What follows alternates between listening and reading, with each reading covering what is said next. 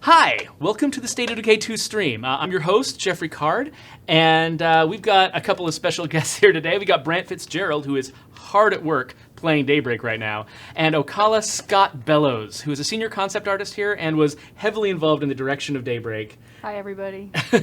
She is here to tell us a lot about what Daybreak is and sort of, you know, what direction we went with the game. But for now, we're going to go and look at gameplay. So Brant is in here playing with three of our QA testers. He's got Luke, Christina, and Brandon on his side, and they're right in the middle of trying to defend the Clio Tower. So, just real quick, Ocala, can you give us like a high-level view of what Daybreak is?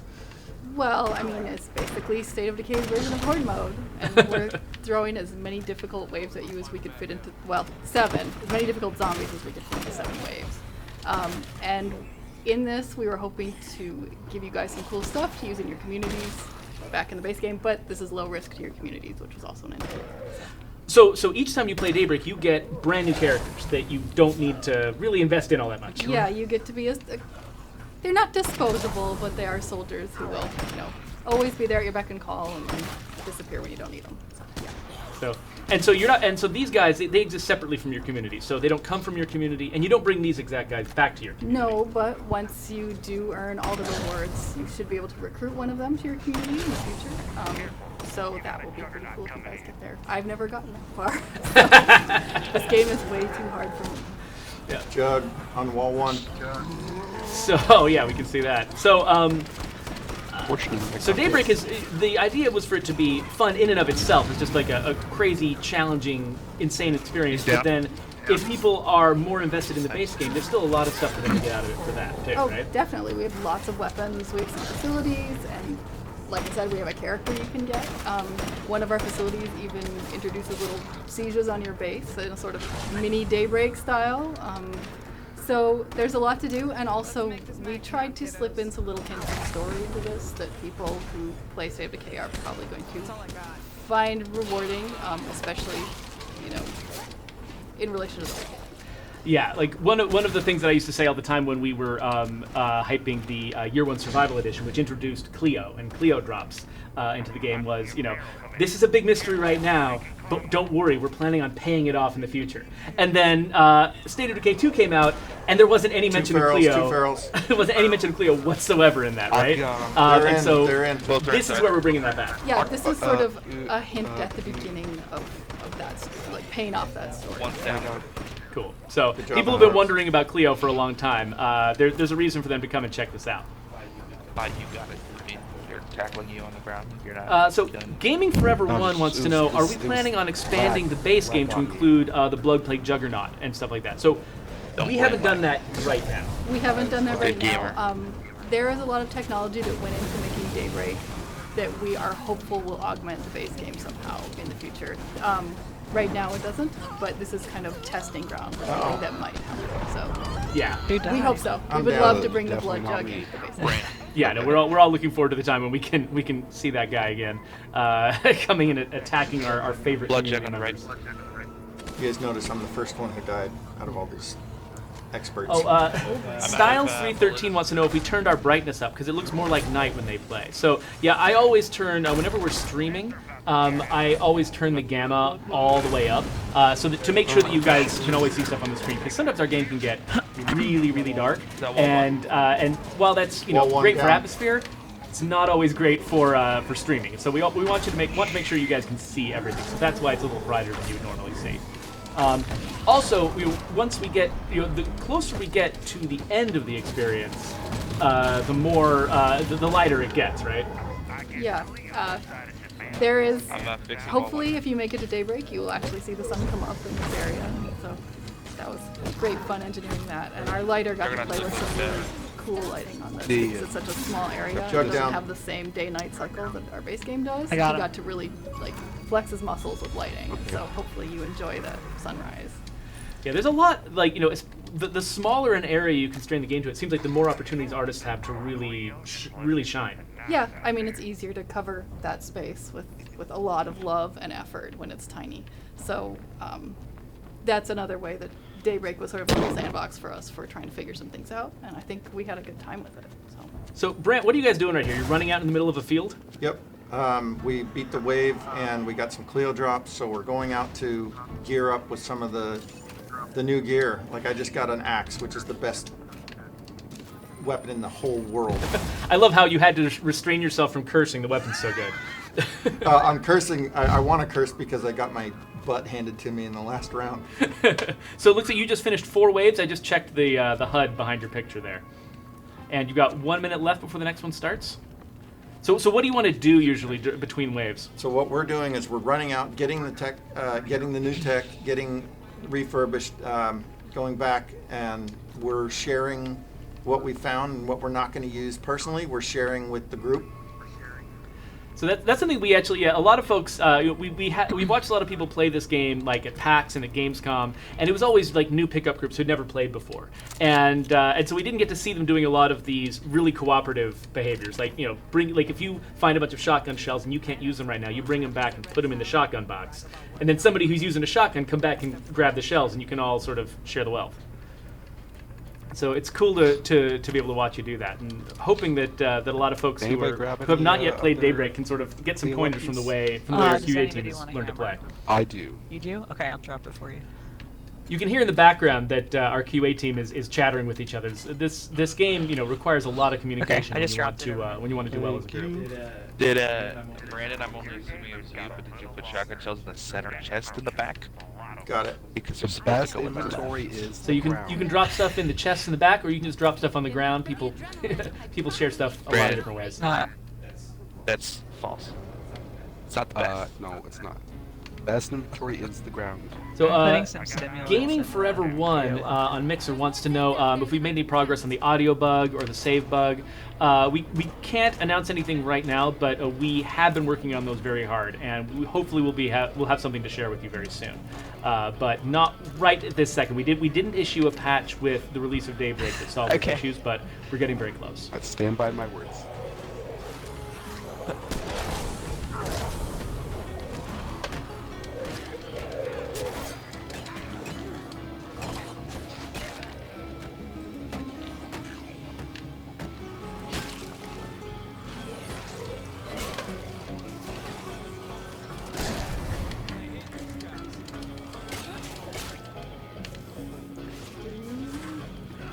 You guys are definitely doing a lot better than I usually do. So Big Crow is saying on Twitch that the Clio battle rifle is awesome. So there's a whole variety of different weapons that get unlocked here, that they all kind of do different things. There are, I have to say, my favorites are actually the ones we start with, just because I'm so used to them. Sometimes I'll go for those just because they're more comfortable for me for trying to play. But they get really cool and really dangerous. Yeah, well, and the advantage of those early Red Talon weapons is the fact that they fire conventional ammo, right? Because those are the ones that I always cheat myself to. Like the Stormbringer is always what I cheat myself when I need a gun in the game when I'm testing. But the Clio weapons are amazing, but they fire only Clio ammo, which you have to spend prestige to earn. Yep, they're deeply tied into Daybreak. You basically play Daybreak a few times to get ammo for them. You get prestige, and you can bring it back and buy ammo for your guns. Luke, will you be mad if I took all the Clio ammo? Yes, I would. Yeah, Wow. you can hear these guys arguing about whether or not they're going to take all the Clio ammo. Stack. I only took one stack. Jug. We're a team. Oh, we got a Juggernaut coming. Share things. And that there is 5 eyes in. So how do you guys usually communicate about which wall a zombie is attacking?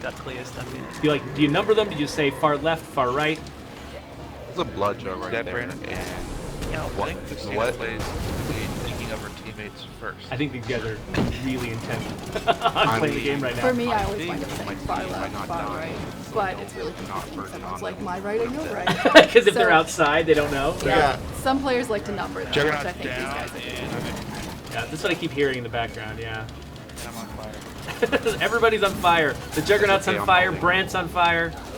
No, I don't think I'm gonna last. Hey, Thank you. It's the only way it was gonna happen. Yeah, I'm trying. Oh no! Oh, Get up, get up, get up, get up.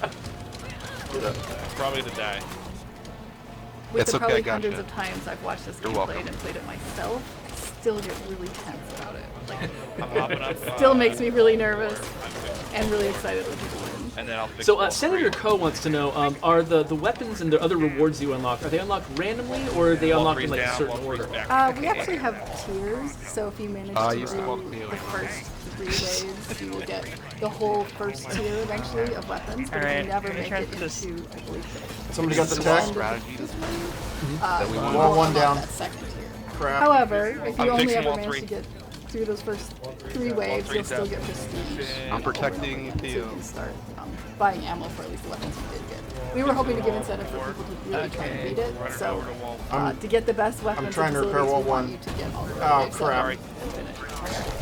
Cool. So I'm not sure if the audience could hear Ocala over Brant, but just to be clear, just to make sure that the folks understand, when you the rewards are randomly distributed, but each reward is in a tier, and so if you only get a short blaze into Daybreak, there's you'll get a random assortment of rewards at that tier, but you need to get up into the 5th tier, and into the 2nd tier and the 3rd tier in order to progress into like the 5th and the later waves in order to unlock the biggest stuff. So it's kind of a mix. It's randomness, but there's also kind of a schedule to it, and you gotta really achieve a lot in order to get there.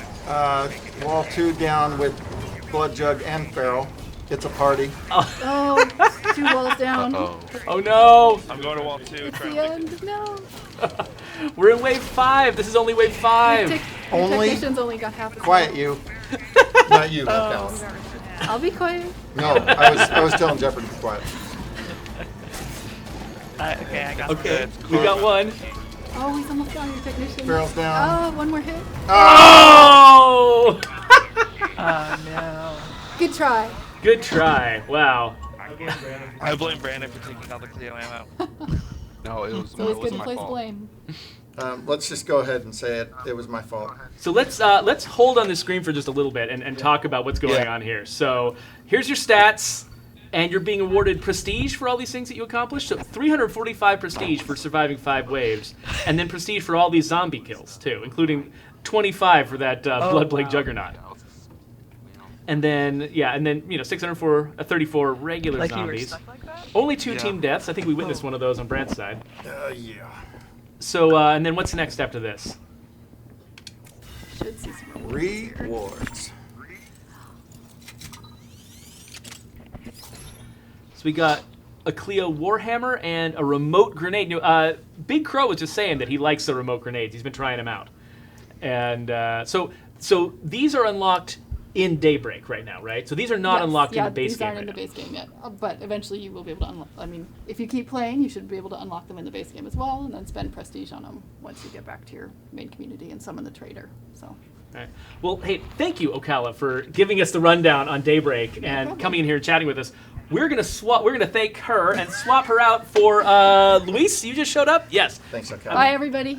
Yeah, everybody, big round of applause at home for Ocala for all the work she put into making Daybreak happen. And now we've got Luis Yépez, who's going to come in here and join us. Luis. Luis Yépez is an environment artist and or a world builder is what we call him around here. Luis, there's the camera people are watching you from. Okay. So you contributed a little bit to the Daybreak map, am I right? A little bit. I was in early on in the development of it, and then came in at the end to help, like, just put a little bow on it and send it off. So Yeah. early and then late. So if you guys see the bow in the game, that's his. So do we want to let's Play again? get going again? Yeah. Y'all ready? Yee. Yep. 6 the furthest you gotten so far? Okay. So have you unlocked some new stuff now? Should have, right? Yeah, so do we need to go over to the melee weapon? Okay, you can choose your... Okay, yeah, so you've got a new Cleo Warhammer now that you've unlocked. Yeah. So you can switch that, And and I'm gonna then switch to remote grenades. remote grenades, which I heard that the Warhammer is good against freaks. The Warhammer's supposed to be good against freaks? Okay, let's try that out. well, I'm sure I'll meet some close up. Okay, like so the we're back Warhammer. at wave 1 now, so kind of chilling out, getting started. So do you usually... so is that your favorite gun to start with, Brant? This is my favorite gun of all time, so I'm always going to go to it. Which one do you got? The M14. Sorry, the M1A.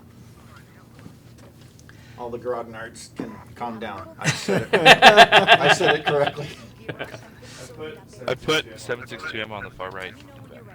So if you want to listen to took game all chat and the stuff, only you dumped it can on with the these floor. headphones, or you can just stay the way you are right now, which We can Where? just chat it. Yeah, it's fine. You guys are the In messiest the people part I've ever where met. you put it Just on the throwing floor, stuff on the floor. No, it's efficiency. No, it's efficiency. Just Look how fast I can pick it up. So Get what all is touched this up. setting right here, Luis? Where are we right now? Well, you're just in part of a map. Because then it gets mixed up you know, with all the other stuff. in front of this like abandoned store, Organized Far chaos. just left like is shotgun defending the shells. area. So, not just really close to the city, but not far away enough from it that would be like quite a bit of a walk if you went there. So, I didn't want to take all of them. So yeah, and this this map is pretty tight and stuff to just like try to like emphasize this game experience. So is it nice to be able to work in, because you've been working in these enormous maps for the past little while. Like, is it nice to sort of like scope it down a little bit and work in something that's a little smaller for a while? Yeah, well, we got to focus. I mean, the same amount of work went into it, but as the different artists that went through this, the different teams to get this finished, we were able to focus all that into a much tighter space. So instead of having to spread out over a huge map, we got to do the same effort in a smaller one. So we were able to add a little bit more like details that just make it feel a lot more alive and things like that. So it was really fun. And the map kept changing as like we were developing and stuff. So we kept trying to keep it loose so that all those changes could go as easy as they could. And then once it got locked in, then we really started adding all the little like details like the trash. There was a team that was dedicated to add all like the signage and give it like that character. Waffle Depot is amazing, by the way. I want to eat at Waffle There was Depot. a 47-person team to create the Waffle Depot because it was such an important, iconic place. There's that. There's the motel sign is made for this map as well to try to make like each side distinct as well, so that players can call them out. So we've got a question. Del Z Slayer wants to know, what happens if your weapons break in Daybreak? How do you repair them? Do you need a special workshop? Brant, you want to answer that one? Weapons don't break. Exactly. So yeah, when you're in Daybreak, weapons don't break. Now, when you unlock weapons to bring into your base game, they'll start breaking over there. But you don't need anything special to repair them. They're normal weapons. They repair like any other weapon. But here, during Daybreak, we didn't want you to take time out for that. I love that jump. It's I great. love that jump. So all of these characters, by the way, are completely kitted out with ridiculously. It's a jumping. sprint? You just It's have to a jump special on. move. It's turbo and then jump towards a zombie. Flying strike. It's the I flying think strike move. It Exactly. depends on the weapon too, right? I think. The animation used might depend on the weapon. I'm not sure. If you've got that enormous hammer, I can't promise you one way or the I other. usually have the blade, and I usually play with that one, so I know it works with that. But the hammer, I'm not sure if it does it. Yeah, so these guys are kitted out with amazing skills that actually have a lot of the benefits of all of the specialties that normal characters can have. Look at that. That was ridiculous. And so there's several different sort of conflicting abilities you can unlock with those skills. And so the one that we chose for the jump button was Flying Strike. So these guys just go flying through the air, leaping at zombies all the time.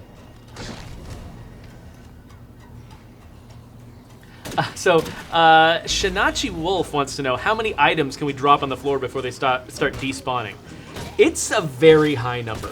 I'm not exactly sure how many it is, but it's 24? it's very high. I don't know. Yeah, it's I've seen like at least a dozen when I've played it on the floor. Sometimes the teams that I played with, we try to like carry a specific weapon each or something. So if you have ammo for the shotgun and stuff, like drop it on the floor, have somebody else pick it up and stuff. So I've seen somewhere around a dozen on the floor, but I don't think we've ever tried to break it on the groups that I've been involved with. Yeah, it's I'm very, very I'm sure high. there's a number, but I don't know what it is. Yeah, one of the achievements that we actually considered that we ended up not going with was an achievement for getting like as many bags on the ground as you possibly could during a session of Daybreak.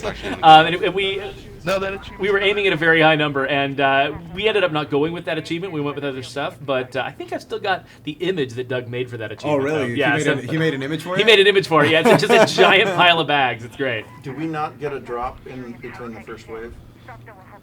I think No. you don't get one until after the second wave. You get alerted whenever they happen. You get the alert, right? Yeah, I think in the Gamescom demo they happened immediately, but I think they wait a little bit in the proper game. There's markers out there, so I was like, crap. But that area out there, though, there's a surprising amount of detail out there in the field. Like, you know there's going to be a lot of detail in the area where the players are defending a lot, but Yeah. there's lots of like fun things to discover out there. A little playground, and of course there's the city skyline that's got a lot of detail to it. Well, and the city in the background sort of gives you updates on what's happening too. Like we'll start seeing some stuff happening. As the waves evolve and stuff like that, it changes up a little bit. And then the areas of interest that you have around the park and stuff are just a little bit of flair, a little bit of character. And again, like I think it was Josiah that worked on a lot of this stuff. He tried to make it so that you could identify and call out to your teammates, like go to the fountain area, go to the seesaw and all that stuff. So you have a little bit of like identifiable spots as you're calling out and coordinating with your team. Yeah, if it was just a bunch of rocks, then nobody can talk about it, right? No, exactly. It would be a lot harder to be able to call out in specific areas. I love how Brandon just keeps jumping in from off screen. I think he's doing it on purpose. Marine 17 wants to know if there's a limit on how many rucksacks you can have on the ground. So there aren't any rucksacks in Daybreak, so it's kind of irrelevant here. But again, I think that we really tried to make that number as high as possible. I'm sure there's a limit somewhere, because it would be crazy not to have one. Yeah, But- again, there's a limit, but I don't think like the limit would ever impact your ability to play the game and strategize around it. Yeah, you'd have to be doing something really weird on purpose. I think so. Yeah, you might encounter it more if you're like more of an veteran player and you're like really good at the map. You might be able to encounter that, but I know I haven't. I don't know if you. Yeah, I never have. Yeah. So. Of course, my tendency isn't to accumulate a lot of rucksacks. I usually, I'll just overfill my swords locker and then just try to use everything I can. Really I fast. leave a couple. I leave a handful so that when I hit crises, I can just like deposit them and have them go away. But Oh, that's a good idea. I've never like hoarded them. I got him. Okay. Two there's ferals. two ferals. Two ferals. One's Nope, up. I got him. Once they're over the wall, I'll get him. How far have you guys gotten? Okay, looks like You you should guys. try we got through wave 5 last time, and so Okay. we're giving it another try now. Let me Let them check and come see. here. Right now, okay, yeah, we are at we're getting towards the end of wave 2, and yeah, we'll see how far we can go. By the way, I just want to give a shout out to P1 Gamer and Derreck Blaise, who set up this amazing Decay Fest event that's been going on this week. We're only one of many streamers that have been streaming State of Decay for the past little while. Basically kind of just celebrating the game in preparation for the release of Daybreak. You guys are amazing, and we really appreciate you setting up this whole event. So if you guys don't know what Decay Fest is, like hashtag Decay Fest, look it up. You'll find P1 Gamer and Derreck Blaise and a bunch of other people have been hyping it, and we're those guys- really excited about it. Yeah, thanks to that whole crew for participating in a totally, entirely community. So the skyline created changed a event. little bit now that you've advanced. Oh yeah, let's make sure we check Yeah, that you can out. see it back there. Oh, look at that! What's going on in that city? You just resonated like 85 times through all of our mics. Sorry, that's yeah. That's Okay. a little bit of there's a problem I have. I actually intentionally orient this mic that's above me to be away from my face, because otherwise I will completely deafen everyone all the time. Oh, I left 2 stuff in the front clear drop. I didn't even see the mic. Generous. Yeah. So we There's this whole welcome. setup. You're like, oh. Just I'm so not much used to equipment. sitting here. You're here every week, but I'm not, so I'm like not used to it. Yeah, it just all disappears in the background. I mostly have it focused on the guests so that everyone can hear you, and then Brant and I are secondary. Yeah. No, that's. I mean, from the world side of it, there's not a whole lot to say about this. It's a pretty small map. It's very focused for you just to engage with the zombies. But there's a lot of focus that goes into that, into figuring out what is the right Did you guys way get to art this out. The main thing, focus. the main challenge in a map like this is not there- making is it there- everything's feel good. like Useful. it's tiny. from our Making scrap. it feel like it's still part of a big world that you belong Did you in. just run around and Something take bigger what than you just wanted out of this each one? one Yes. area Wow. in the map. Oh So my that's gosh, the so- challenge to make it so that other than the gameplay driving you to protect I mean, the it's technician, like supposed not to us not enticing you to try to like leave. Oops. Okay. So that's like some stuff that's kind of subjective. So there's like a lot of trickery with like lighting and silhouettes and like prop placement and stuff that kind of like create like lines of movement to try to force you to like naturally stay within the cul-de-sac that we've created for gameplay. Because if you make it fully open and we didn't put like tree lines or anything like that, you might want to like go out and explore. Like there's just a lot of that subtlety stuff that's not. It's not prescriptive in any way. There's no rule set for it, but it's just you get it in there, you place a couple things, take a look at it, and stuff. So that's really what the challenge here is. It sounds like an interesting balancing act to walk, because to simultaneously make the world feel large, but also make the player want to focus on this tiny area. Right? Yeah. And not this is like if players were constantly bumping against the outer walls and constantly feeling like I want to go further out, it would get frustrating. But I've never felt any desire to go to these places. I'm just really glad to see them in the background. Yeah, there's something that like I usually equate to that kind of principle that is in traditional drawing and painting and stuff, where you like concentrate detail. So usually if you're making like a portrait of somebody or something like that, you concentrate a lot of the high fidelity contrast details on the face and the eyes and stuff like that. So your eye Bloater. naturally goes there. But then if you look at everything else, like the shoulders and the bust and stuff like that, it kind of like feels softer. There's a lot more just wide strokes on there, so you naturally tend to like ignore it and focus on the face because it's a lot crisper, a lot more of the details there. So I think about a lot of that stuff when you make stuff like this. You try to concentrate the detail and the noise where you want it to be interesting for the player and kind of let it like fade out as it gets away, so that naturally it just feels not enticing to keep moving in that direction. So And that a makes lot of play sense. testing goes on with that, where we on the world side we look at when players when people are testing it out here to see how far they try to push it, how far they can go, and people will try to break it, people will try to go as far as they can, but 2 bloaters. you try to look at just natural acting playing movement, and that's what you try to judge. Like, is it working, is it not working? Yeah, that's really interesting. It's also it's been fun watching it while you were talking, watching like Brandon and Brant, the co-op moves these guys were doing, like Brant dodging out of the way while Brandon jumps in and like smashes somebody's head.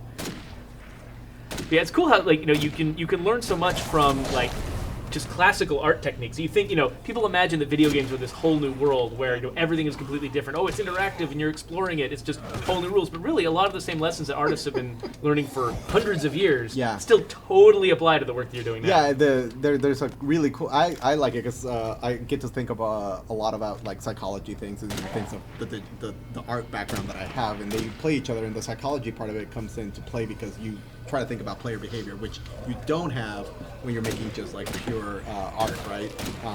So in the video game side, like you have to take that into consideration. So you really have to think about like how do people behave, or why they naturally tend to go and stuff. And there's a lot of subtle tricks that we use to try to guide that.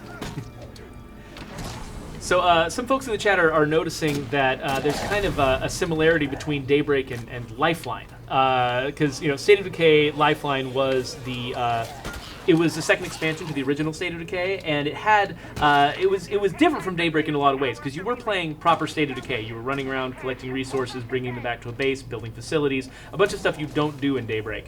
But the centerpiece of Lifeline was this base defense mode, where not really a mode, but zombies would attack your base, and you would have a bunch of soldier characters who were trying to defend it. They'd come from different directions in waves, and so it's not so much that it was that this game was influenced by Lifeline, so much as they're both kind of serving the same need, which is we have the original State of Decay provides this this long-term zombie survival experience, but there's this other part of zombie survival, which is that really intense, crazy combat and defense mode. We really wanted to make sure that the game provided that angle on it too. And so with both this and Lifeline, that was a big part of the focus. Yeah, that, and we have multiplayer this time around, so we definitely wanted to give a high action multiplayer experience on top of it.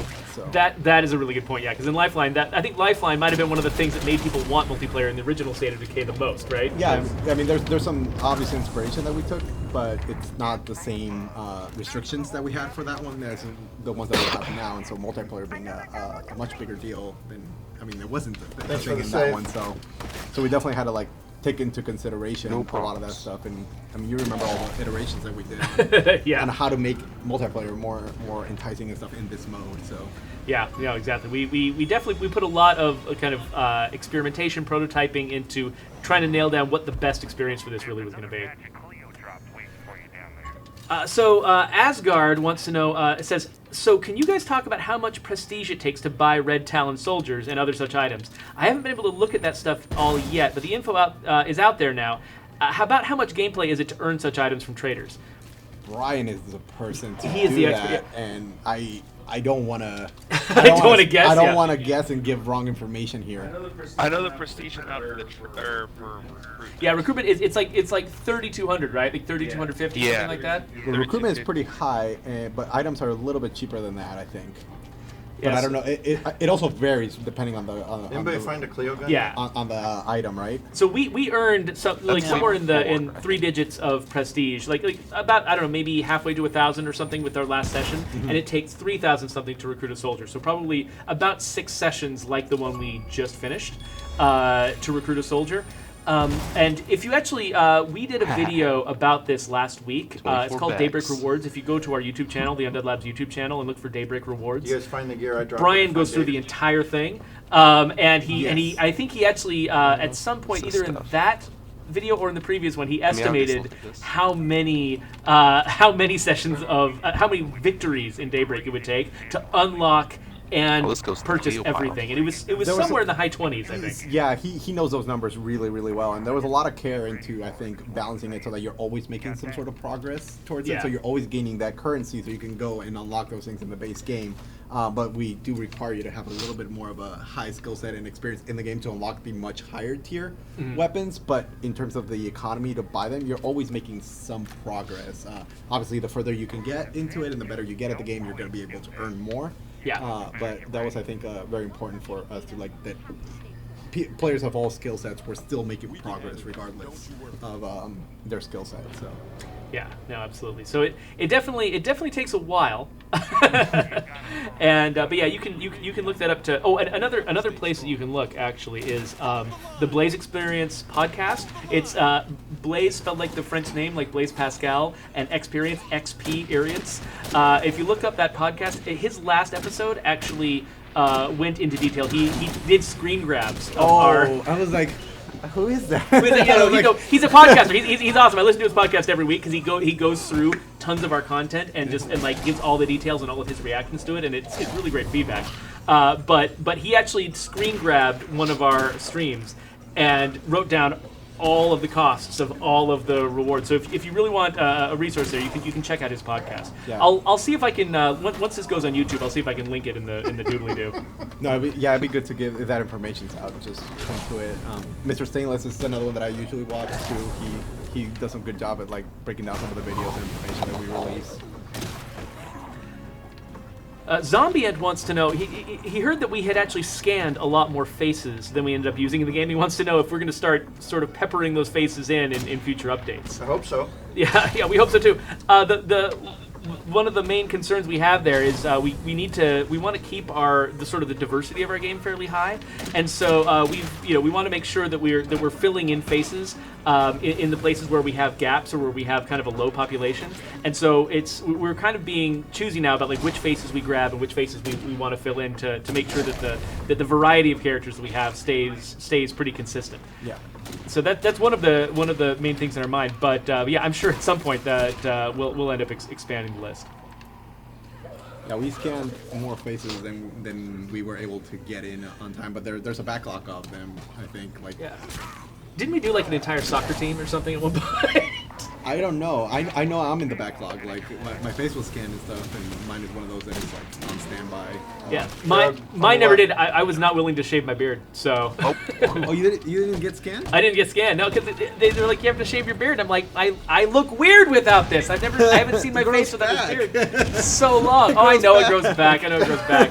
Actually, we had a guy. We had was High Cadet, one of our fans. He had a beard that had been growing for years. It was like a I heard about Santa this guy, Claus yeah. length beard, and that guy, he shaved it off so that he could get his face into the game.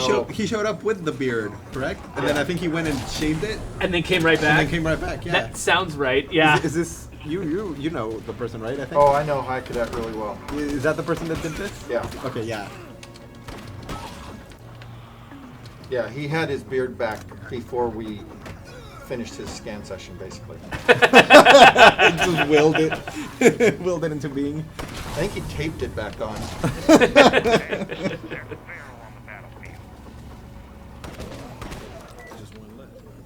Is this beginning of 4? Oh no, you're middle of 4. The end of 4, yeah. Oh, yeah. Jørgen confirms in in the chat that yeah, he shaved in the bathroom at the office. Oh, him too? Came back out. Jørgen as well? Oh no, he's saying that Jørgen was here. Oh, okay. When High Cadet shaved his beard. at the okay. office. So that would be hilarious too. I No, got no, it. Jørgen's not cutting that hair. That hair is Jørgen's power. Another feral inside. You all, if you haven't met Jørgen yet, you're He's gonna meet on. him real soon. So. Feral's So I saw down. you got an achievement for the bags. It's at 24. So we do have an achievement for bags. Oh, we did get it. Okay, maybe I He just forgot. got it like, Yeah, it's a part of our. Yeah. Okay, nice. and it was 24, I believe, that he got the Yeah, achievement it's for. 24. Well, then that's my fault to memory, thinking that we had cut that one. Awesome. Well, I'm glad we have it because I guess a lot of work went into it. Do we have multiples, or is that the It's one? just the one. The Yeah, one? it's just the one. Yeah. We don't want people pushing the limits Jørgen. too hard. Juggernaut on the left. Juggernaut. And when you do a whole ton of achievements and a whole ton of little features, it's really easy to forget which ones you do. Yeah, because not all of them make it through, right? Are you ever playing in one of your maps and you run across something you forgot you put in there? Yeah, especially because we cycled some of the guys like through the map to just try to keep fresh eyes. So No. we, Wait, where'd you we're guys main cycle on the two. map, but every now and then we just like swap to another one to like keep fresh eyes, and so They're in the sometimes chest, but like I use another one, person would really. come in and do something, and so I as was I'm playing the none game, in the I'll chest. run into a couple I guess I'm taking all the bandages. Oh, that's probably Josiah Don't take the probably did that, bandages. or Tom probably did that and stuff. So No, don't tell me yeah, there's a to couple do things that Yeah. I usually do remember everything that I'm I dead. did. But when I see something out of place, I'm not sure. I'm like, oh, it's probably Time for me one of to the shut other artists that came in Survivor just to down. keep it fresh, because just as take you're bandages? covering so much ground, your idea pool Yeah, I kind took of all like of them. starts to run low, and so you're like, just getting fresh eyes on something else is pretty. It's Pretty okay. There's a important. Cleo drops now anyway. It's gonna be fine. So Han Solo wants to know: do your explosives damage your Later, wall, later, or is don't friendly drop. fire basically off for everything? I'm These pretty were- sure. I'm pretty sure no. explosives- No, I it don't doesn't. think so. They It definitely doesn't hurt the it's- technician. No, but it staggers your friends, right? I think you do get a little bit It of doesn't. stagger. Yeah, it staggers, but it doesn't hurt. Yeah, and I don't think it damages the walls. Yeah, and you definitely want to hold on to some fire bombs for if the technician gets mobbed. Yeah, right? I think we try to keep like that principle of the Cleo co-op that we pistol, have with like no I'll friendly bring it fire and back. stuff like that, because it does get chaotic. It's not a precision. It's not a game about precision. So Oh, there's ferals out here too. Good. Sweet. yeah, sometimes they'll be out there when you go get clear drops. That's kind of a jerk move, actually. Always bring a buddy when you go get a clear drop. God, you guys are gonna get to see how bad I am at fighting ferals. So Swizzy wants to know if we're planning on adding more waves in the future. So right now we're watching you guys. We want to know how this game plays with the audience, how you guys experience it, and any changes or additions or expansions that we'd consider for Daybreak really are going to depend on what happens with you guys. Who wants a Cleo pistol? Yeah, it'll be the same as our updates, and so we'll keep an eye out on how people are Okay. experiencing this game mode and I what we might only need take to half of add or these fix or ammo. do things like that. But I'm dropping the pistol in front of the Cleo ammo pile. it's too early to tell. I think Don't right lie to now. yourself, Brandon. Take all There of there them. was a question that we got No, before I the don't have stream it officially from all of it. began, which was, is Daybreak Sorry. the last DLC for State of Decay 2? initially, And even you though take it's the half, last thing and we've then announced so immediately when you're far, done with it, you go to we really want to Yeah. emphasize that we are still Half hard now, at work half later. supporting this game, and there's still a lot more to come in the future. So whether it's discrete DLC packs like that feel like Daybreak, or if it's just continuous updates to the game, there's a lot of different options on the table, and you'll get to hear more about that from us in the future. But definitely, we are still hard at work on this game. So don't keep looking forward to a lot more in the future. Yeah. Luke, you want some stimulants? No, Are I you don't guys want doing to. waves right now? Why gotta be like Oh, that? yeah, you just started. Only trying to help.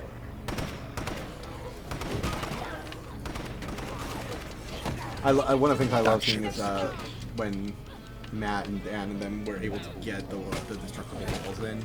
Oh yeah, the walls look really nice. We had like temporary stuff for them for a long time, and then when they finally started coming in and seeing them and started to change, that was a really cool thing to see come online.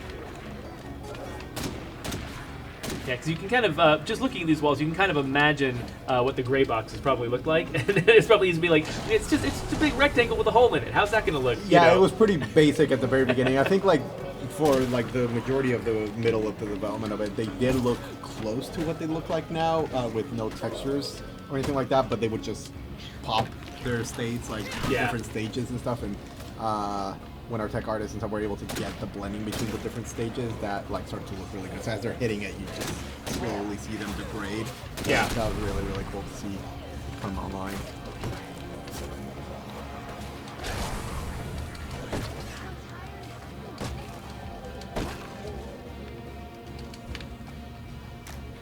Loaders. Do not have any ammo. That's a lot of them. And you're on 2, 3, 4, beginning of 5. I think the closest I ever got was beginning of 7 on the playtest. Which feels like I've never won far, but you know. Certainly solo. I've never won Daybreak. I've won the demo before. I think Solo I've gone to that. like 3, or end of 3 or something like that, but not further than that. With a team, I've gone to like the beginning of 7. I'm really impressed with the folks that are out there soloing this game right now. It's kind of insane. Yeah, there's some really good players out there. So Han Solodola wants to know if we can travel to this city from our other maps. And no, I think the answer to that is no, right? There's not a lot to do here in classic State of Decay, right? Like this map is focused for this experience. So you can travel by selecting it on the menu and going to Daybreak mode. But it's very much a standalone for this experience. Everything was designed to support this. Oh. The juggernauts are like freaky to look at. Oh yeah, the Bloodblade juggernauts are ridiculous. I didn't know we were making them. Oh boy! Until they showed up. And I thought it was like a bug or something because I had thrown. I usually use the explosive grenades. Yeah. So I thought it was just like a purged version of them. I hadn't realized that they were blood juggernauts. No. Technicians and So people were asking a lot of questions about the music, about whether this music is from State of Decay 2 or the Year 1 Survival Edition. It's definitely, I mean, the music that you're hearing is all for this game. It's all State of Decay 2 music, and I don't remember if Kevin came up with actually new tracks for Daybreak or not. I feel like I need to go ask him that. Yeah, I know they worked really hard on this. They took a lot of care into this mode on the audio side, but whether a lot of new audio was generated for it or if it was like a mix of old ones, I wouldn't know. Yeah. I'll send him a message on Slack and see if he... Fall down again. healing tech. Where's my inventory? Definitely. I mean, it's definitely mastered for this, for SFDK. It's not a... If it's using inspiration from old stuff, it's not like grabbed and pulled into it, everything like that. It was mixed and designed for this. Yeah, a lot of work definitely went into this on every issue.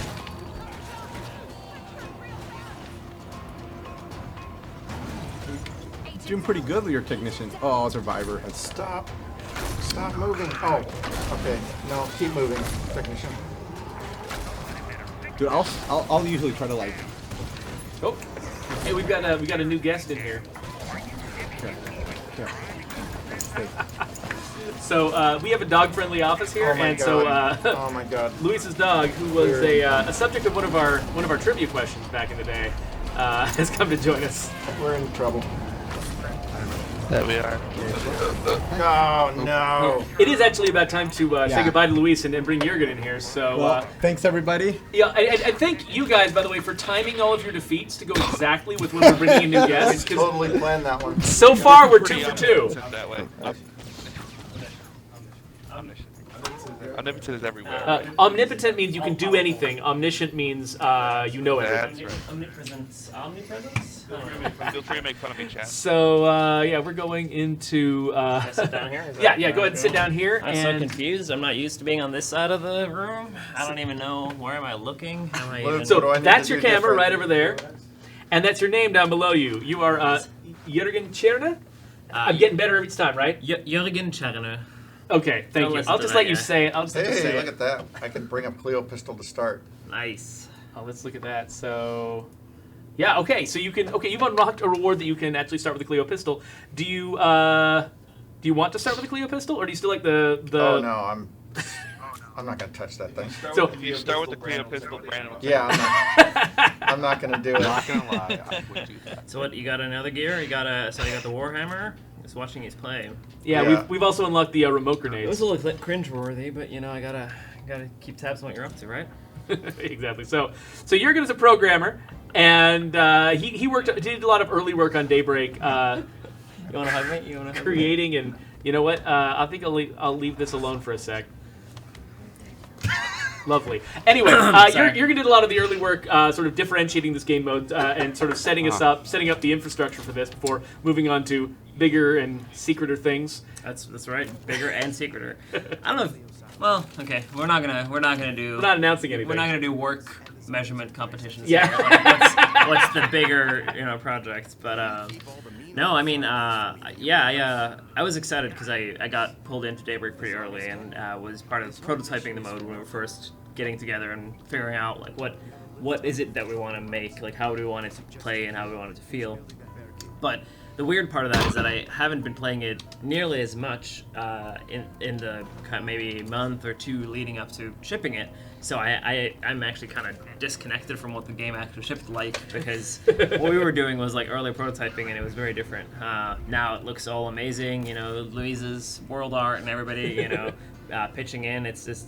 It looks just so amazing. It feels so much more like a game than what I was working on, to be honest. Yeah, no, I'm kind of in a similar position. Only I was, instead of being mostly involved in the beginning stuff, I was on the periphery because I was building the skills and the traits and stuff and the missions that allow you to get this stuff in the base game. So I was spending all of my time in the main sandbox game building characters, and it's just only barely connected to the Daybreak mode. So this is I'm kind of an outsider too. Yep. P1 Gamer thinks that Brant was threatening me by whispering into my ear, but what he said was we should not repeat on camera, but it was much more affectionate than that. That's right.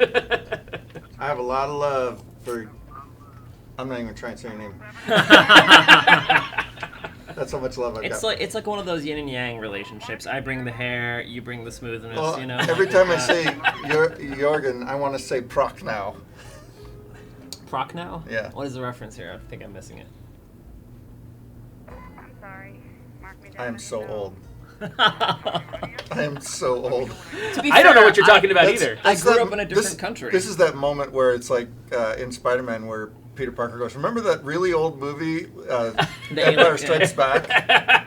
Yeah, Like, exactly. I hate everything. You'll have to explain it to us later. I will. Um, You'd know him if you saw him. He's not. that's fair. Is the timer stopped right now? Uh-oh. We may have to restart. Oh, are we having a problem? I think we ran into it's that fine. bug where... No, it's fine. Uh-oh. is it? No, it's fine. Okay. I'll trust you guys. Prepare for the zombies. Okay. Yeah. Brandon could be totally joking. It could not be. Oh. Just fine. I'm not being sarcastic. It's for real. So, The Neo is still playing, so we'll see what happens, right? Yeah. Come on, if I can do this, any of you can. yeah, so it could be that the HUD is just broken. Suck it. Oh, There we go. Yeah, Okay. so I guess the timer just broke, but Sorry. the underlying If I timer hadn't was said fine. anything, nobody would have noticed. Yeah. Right? Like, it's one of Yeah, those. way to go. But if it had been a problem, we could have sat there doing weird stuff for a long time if we hadn't pointed it Sure. out. So Yeah, I had a like it was one of those things when I was at PAX showing the demo for this, where there were some couple of smaller bugs, mostly like things of like the UI not quite updating at the right time that we've fixed since then. But every time somebody would play, I would notice those things and I would cringe. I'd be like, I'm not gonna call it out because they're literally not gonna notice. Like nobody called it out the whole time we were on the show floor, but every time, like it was hundreds of people playing. Every time somebody played, I was just like. Ooh. Yeah, the meter for wave 1 didn't work. Yeah, that was the one. It would just sit there with an unlock icon on it Yep. instead, and I would just like die the whole time. The second thing was at the end, the final thing where it shows like how many waves you can beat. That counter never resets between rounds. Oh yeah, so it had, just kept like, getting higher and higher. We had like 500 rounds completed at the end of the day. I was like, good job. Yeah, okay. So I see our fans know Feral. what Brant is talking about this Jørgen proc now. Prochnow is that how it's spelled, I guess. Sounds like maybe a German name. Swedish? No, German probably. But anyway. So Swissy wants to know if we can put mods on Clio weapons the way we can put them on other weapons. And I don't think there's anything different about the Clio weapons that way. Do you know, Brant? Well, let me think. No, you here. can't. You can't? I believe you Nope. can. Okay. There are some Clio-specific mods that Yeah. can go on base guns. I made Okay, well, that I makes made sense. some Clio mods or specific. Yeah, so there are some Clio specific weapon mods. Oh, by the way, I meant to tell you, the voice chat from the game comes through on the stream pretty well. Oh, yeah. So Okay, you don't cool. need to repeat what like people say from the other two rooms. Okay, good. I wasn't sure about that because I can hear it kind of faintly, but it's really hard to tell exactly how the mix is going to go until it's live. There are some important questions I have to answer right now. I'm sorry. Go for it. I'm not. I feel like I'm just. What do you call that? Like, when you're playing to to a specific member of your audience. What is that called? Oh, Pandering. I feel like yes. I'm pandering, but P1 Gamer asks what I'm drinking, if it's tea or coffee or whatever. And I think I want to clarify that as a Norwegian, it is definitely always black coffee with nothing other than just coffee in I it. thought it was Oh. akavit. Well, that doesn't count. I assumed Like, you were going to that's say it just was like fish guts or something. So yeah, I don't know. racist. The amount of cultural insensitivity that you displayed there, Geoffrey, was shocking. Not shocking to me. But anyway, so what would be the one thing that I would love to see in the game? It's hard to answer that question because it feels like you're committing to something, right? Like we have no control over exactly what we're going to be able to get into as individuals. Well, We're a we do group have that makes decisions, yeah, right? but and I do have control, and like that's kind of the problem is that there's two categories of things. One are the things that I'm not personally going to do that I would like to see, but that I'm not going to speak about publicly because I don't want to commit to something that I don't know, whether someone else is going to get done. And the other category is the stuff that I am really excited about getting in, that I'm actively working on, and that I also can't talk about because we haven't announced anything yet. And so it's kind of a Catch-22 or something damned like if you that. do, damned if you don't kind of thing. But So one thing that I can definitely say that Jørgen at some point did want in the game was trading Rucksacks to your followers. Yep. Because he snuck that in and nobody knew about it, and then suddenly it was in the game. So, And incredibly helpful. yes, and incredibly helpful. It was one of our more popular added features. yeah, I mean, and it came very, that was, I don't know how much we should talk about the real deal of making games, but we have to cut things, right? Like that's Yeah. one of the hard decisions, and we very much wanted to be able to have you go talk to your followers and trade items between you, but it turned out that we didn't have time to do that just as it needed, and so the kind of where we ended up was having assumed that we were going to have that feature and then deciding we weren't going to because we didn't have the resources, and then we kind of came out with the game and we were like, now there's no way to give somebody a rucksack, and that was kind of the sub kind of part of the problem that I was like, I can address this pretty easily, like I can fix this particular bug, and so Yeah. Got And it. the solution you came with works great. I use it all the time in my game at home. So. yeah. Okay, so Big Nature 66 on Twitch wants to know, is it going to be easier Oh, shit, Farrell. to get red Talon characters into your community in the base game now that Daybreak has come out? So I think there are people who used to Nice. really want to recruit red Talon members from enclaves that they would Shot, meet out in the eagle world. eye. And sometimes they'd have to cheat to make it happen. They'd have to hack the game to make it happen. Yeah, I think there's a specific bug they found that they were able to exploit to recruit them in the base game, where they Because it were was fun. just. They were not like, and one of the things you'll notice about this is Farrell. that when they've recruited these characters, they got don't this one play too, all the I'm voice doing it. lines they're supposed to. Oh, he's stuck on the wall. Right. Because they were literally set up to be non-recruitable. We never intended And he's anyone to done. get those, and so they use the different voice recordings that don't have all of the lines, and so they'll speak way less than every other character in the game. So they're just taciturn. They're just like, you know, old veteran soldiers That's who don't right. want to talk very much, right? But yeah, so there's actually a very specific mechanism for getting these Red Talon characters, the guys in the balaclavas, the super badasses. You can actually, if you play enough Daybreak, you can earn enough prestige that you can actually spend it to recruit these guys to your home community. Yeah. So last I saw it was 3,250 Yeah. prestige. And the good thing about this is that when you recruit them now, they have similar skills to the ones that you play as in Daybreak, which are new that don't exist in the base game. Did we do it? yeah, we basically restructured the way that our skill system works under the hood so that we could take all of the specialties that all of your regular characters have and combine them to make huge maxi skills that these guys would have. So like their cardio skill, their cardio specialization is like a combination of powerhouse and backpacking and marathon and acrobatics all rolled into one. And so, like, for instance, there was a brief bug that we luckily fixed in a hotfix where gunslinging was broken for a little while, where, the aim snap for gunslinging didn't work. That was because we were trying to make these crazy skills, and we had to restructure a whole bunch of stuff under the hood in order to make it work. And so we a couple of bugs got in because of that. But yeah, so when you recruit these Red Talon guys, they don't always have the skills active right at that minute, but as you level them up, you'll be able to unlock the same skills that you're using in Daybreak, and these characters can become ridiculously powerful.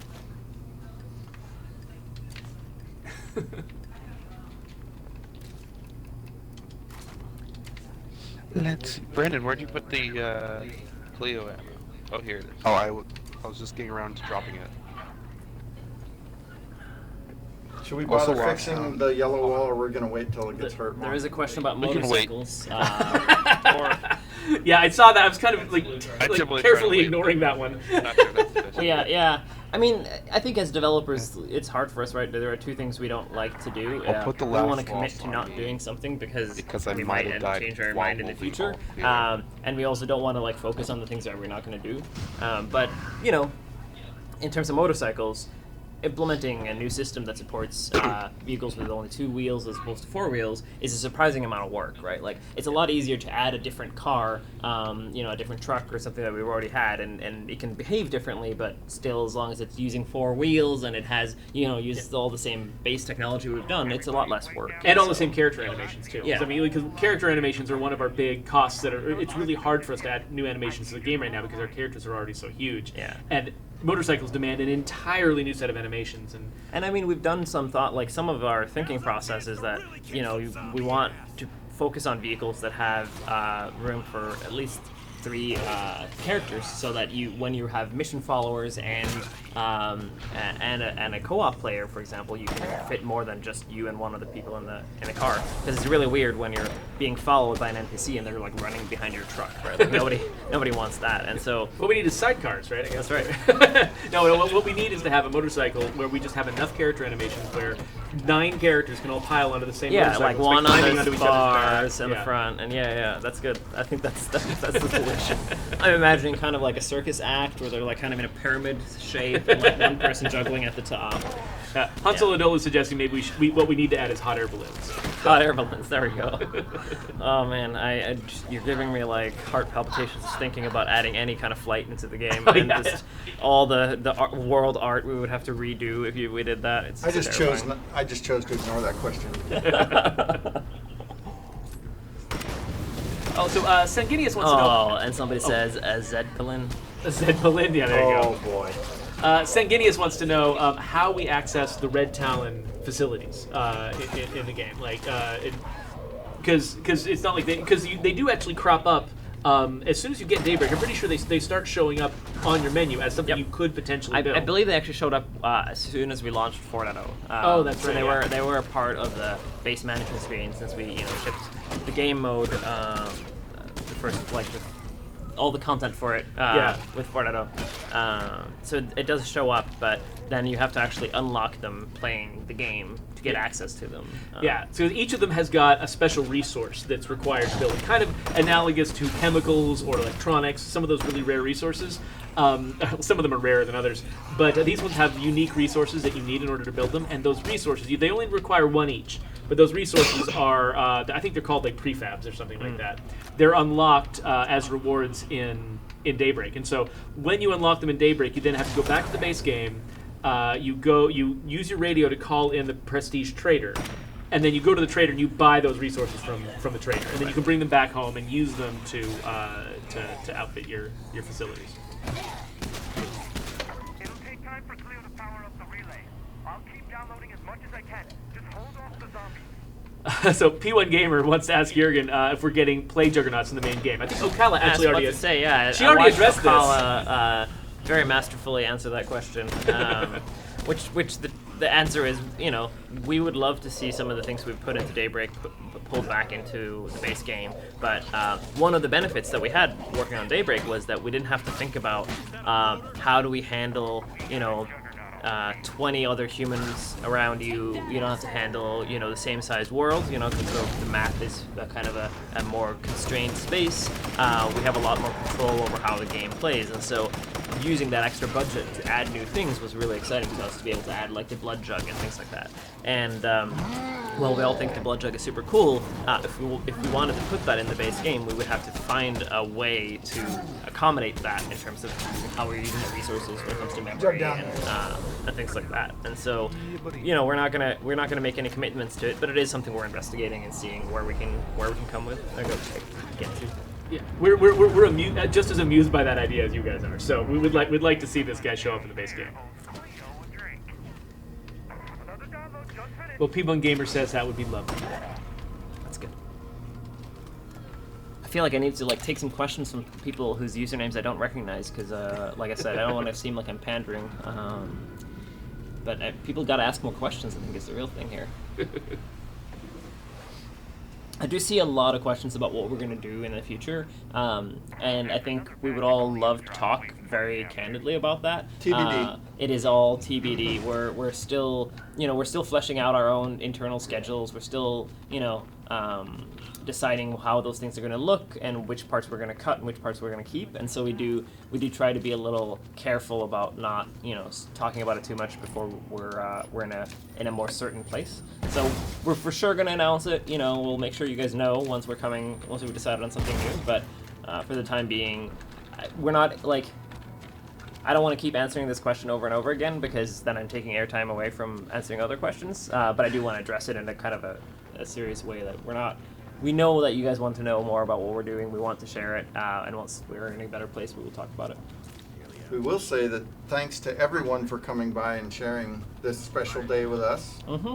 This is big for us, our first major DLC, and Decay Fest has been really cool. I've been really enjoying watching, multiple different streamers playing, the base game leading up to this, and then playing the game once it came out. Who's on shotgun? I think it's great. I got shotgun. I'm dropping it over on the left side of the base. There's only 14 of them, but that's all I can scrounge. Sorry. Oh, that's good.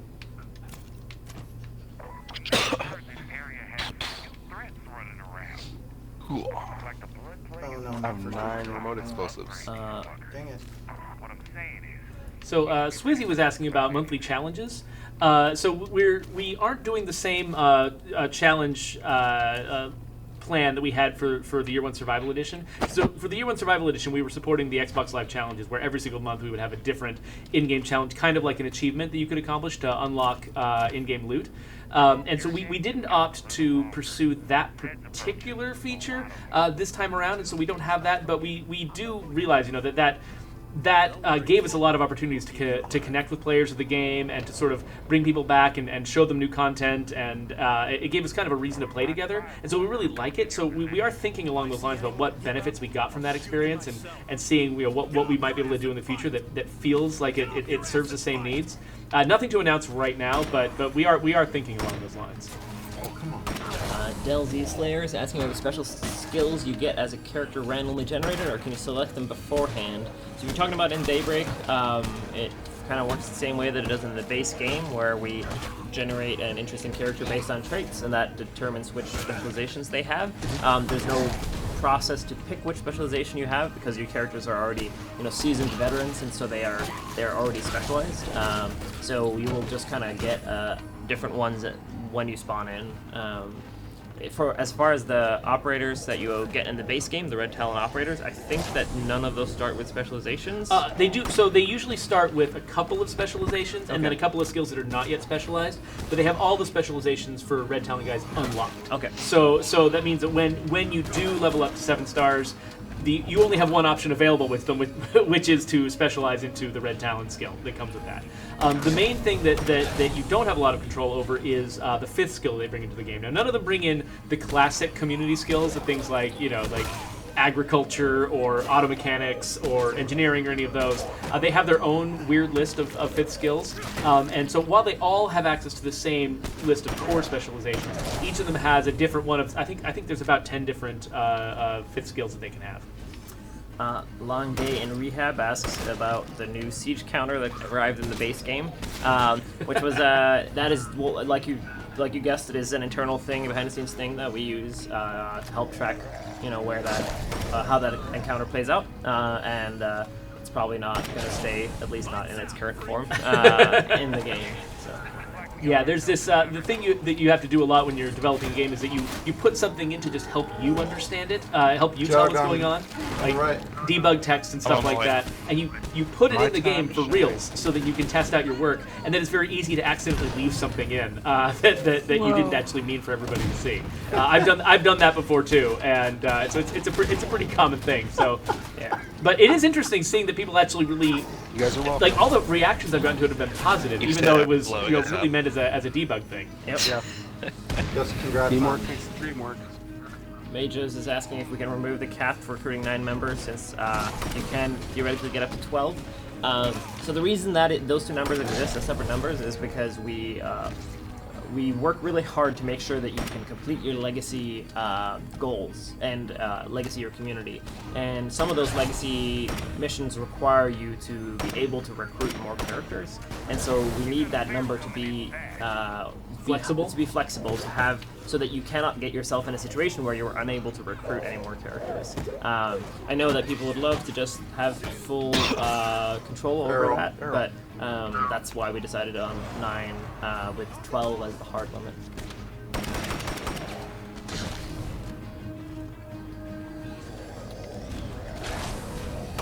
What leaders do the Red Talon operatives become?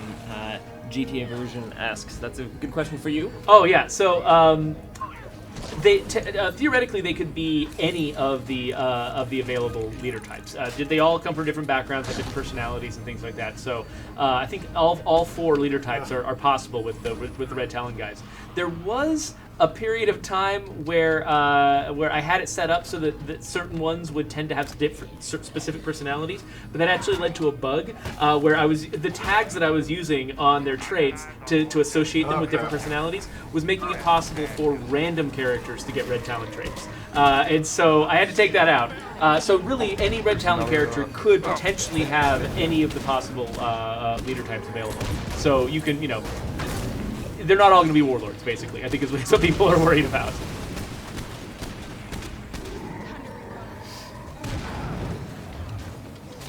Yeah, Jørgen in the middle is think low. Oh, grab the right guy. Did grab the right guy. I got him. Thank you. Long Day in Rehab is asking the follow-up question on whether or not we can keep the number in there in a different for sieges in a different manner, to tell you kind of what the intensity of the siege is. That is a conversation we have actually had since that accidentally shipped. It is a question of where that lands in our priorities and how it aligns with the design goals. So I can't really say yes or no on that, but it is something we've heard people ask for, and we do pay attention to that.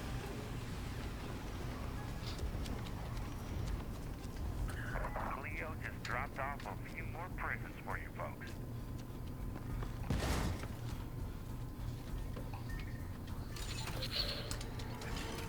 Imaginary Ace thinks it seems wrong to have a Red Talon operative be a traitor. Part of me is like, I mean, they got to get those guns from somewhere, right? Like, it's very, you got to be There's the arms dealer in town, right? Yeah, no, it takes all types in Red Talon. They've got folks that are soldiers, but they've also got folks who do all kinds of different jobs. In fact, when you start recruiting Red Talon operatives, you'll see that they come from a lot of different backgrounds. Some of them have very specific experiences that lead to them having certain skills better developed than others. Wasn't the trader leader type called quartermaster at one point?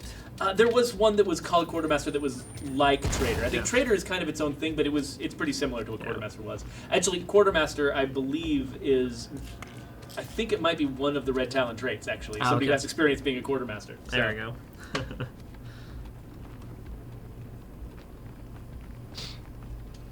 I see a lot of people just saying positive things about the map, and I have to agree. Like, it is just an amazing I got shotgun if anybody's still running that. And it just looks so good. It's over by the left-hand I think that's part of it, too. Like, apart from having worked on this earlier in the process and not having seen the final art, even when you're working on it, you're kind of paying attention to a very small part of the game, the part that you're I haven't found any explosives iterating on, whether it's mechanical or technical. And it's very... It's kind of like you're just so focused on the trees you don't see the forest, you know. And taking a step back and looking at the forest, it is such a gorgeous map. Yeah, no, I agree. It's weird. Like it sounds like I'm. It sounds like I'm like backpatting, but like I had nothing to do with how this map looks. So I'm just like he's a programmer. Yeah, So. I just work with people who are really good at this stuff, which is super exciting. Swizzy wants to know if we're going to be able to craft the new explosives that we unlock, or if we can only buy them from the trader. So initially, you can only buy them from the trader, but one of the later unlocks, I believe, gives you is a Red Talon crafting facility mod that lets you make a lot of the stuff. And this along the same lines as the Independence Pack gave you a facility mod that let you craft the fireworks if you have the right resources. We got deadheads coming in. Everybody lock and load.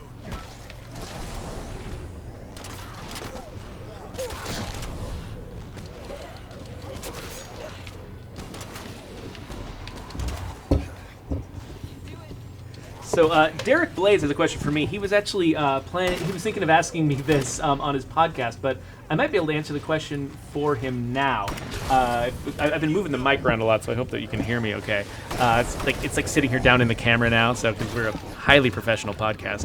By podcast, I mean stream, whatever we are. What are we even? Who knows? If you think we're a podcast, then that's part of the problem. Exactly. I think we're a marketing video at this point. Right? Yeah, exactly. Okay, so the Red Talon 5th skills that you can unlock include combat medicine. That increases your stack sizes, and it gives you expertise in medicine and surgery. You've got demolitions, which increases your stack sizes, and it gives you the knowledge of munitions and electronics. There's firearms maintenance, which increases the durability of your guns, and it also gives you mechanics and engineering. Foraging, which gives you a food income and makes you a good gardener. Fortifications, it gives you a materials income and makes you good at construction and craftsmanship. Gut packing, it gives you reduced food consumption for the whole community, and teaches you cooking. Hacking, it gives you, this is actually probably the most powerful one. Hacking gives you an additional outpost slot. It's the only thing that can give you a 7th outpost slot. Is to recruit a Red Talon operative with the hacking skill. So keep that one in mind.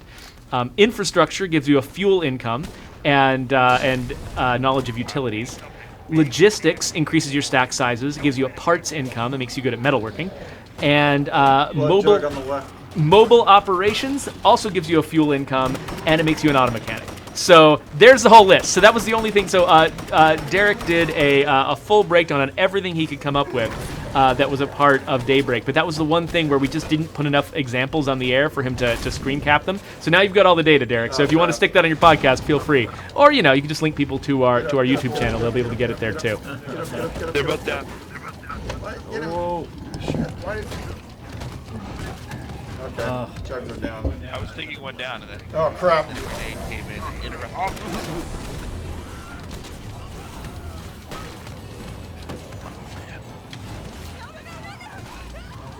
Oh, I'm down. Long Day in Rehab wants to know if those outpost unlocks from the Red Talon guys will stack. They will not. There's a maximum of 1, so once you've got one guy with hacking, you don't need a second. A second won't give you anything more aside from just another expert in programming. Which, we like having those. Those are great. Now, when we unlock the Red Talon guy for our main game, can we use them more than once? If I start a new community, can I call him in for that one as well? Han Solodolo asks. So they work like regular characters, right? So basically, if you call them into your community, they become a regular member of your community. If you legacy with that community, then they can carry over into future communities, just like any other character. if you want to call in multiple Red Talon operatives into different communities, then you've got to or it'll be a different character in each one, and you'll need to earn the prestige to pull them in each individual case. There's nothing stopping you from having a community of all Red Talon operatives, right? Only how much time you have to spend playing Daybreak. That's the only thing stopping you. So if you want a 9-person community with all Daybreak operatives, you'll need 3,250 times 9, which is, I don't know, some arbitrarily high number. 27,000, 30,000, something. Yeah. So if you get that much prestige, go for it.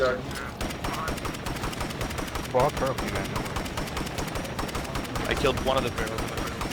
Someone's asking if anyone had exclusive access to the DLC beforehand, and I think the answer to that is just no. It's just if you were at PAX or Gamescom, you got exclusive access to the demo, the demo version of it. But other than that, it's in-house and QA. Yeah, I think there might have been somebody in China who hacked their way into the game I can't a get little that bit guy early. because And that was it, and it was certainly not intentional. It was not. I wouldn't call that access. Yeah, that was. Way. Hopefully. Walls up. Nice. Sorry, I'm coming in still lag.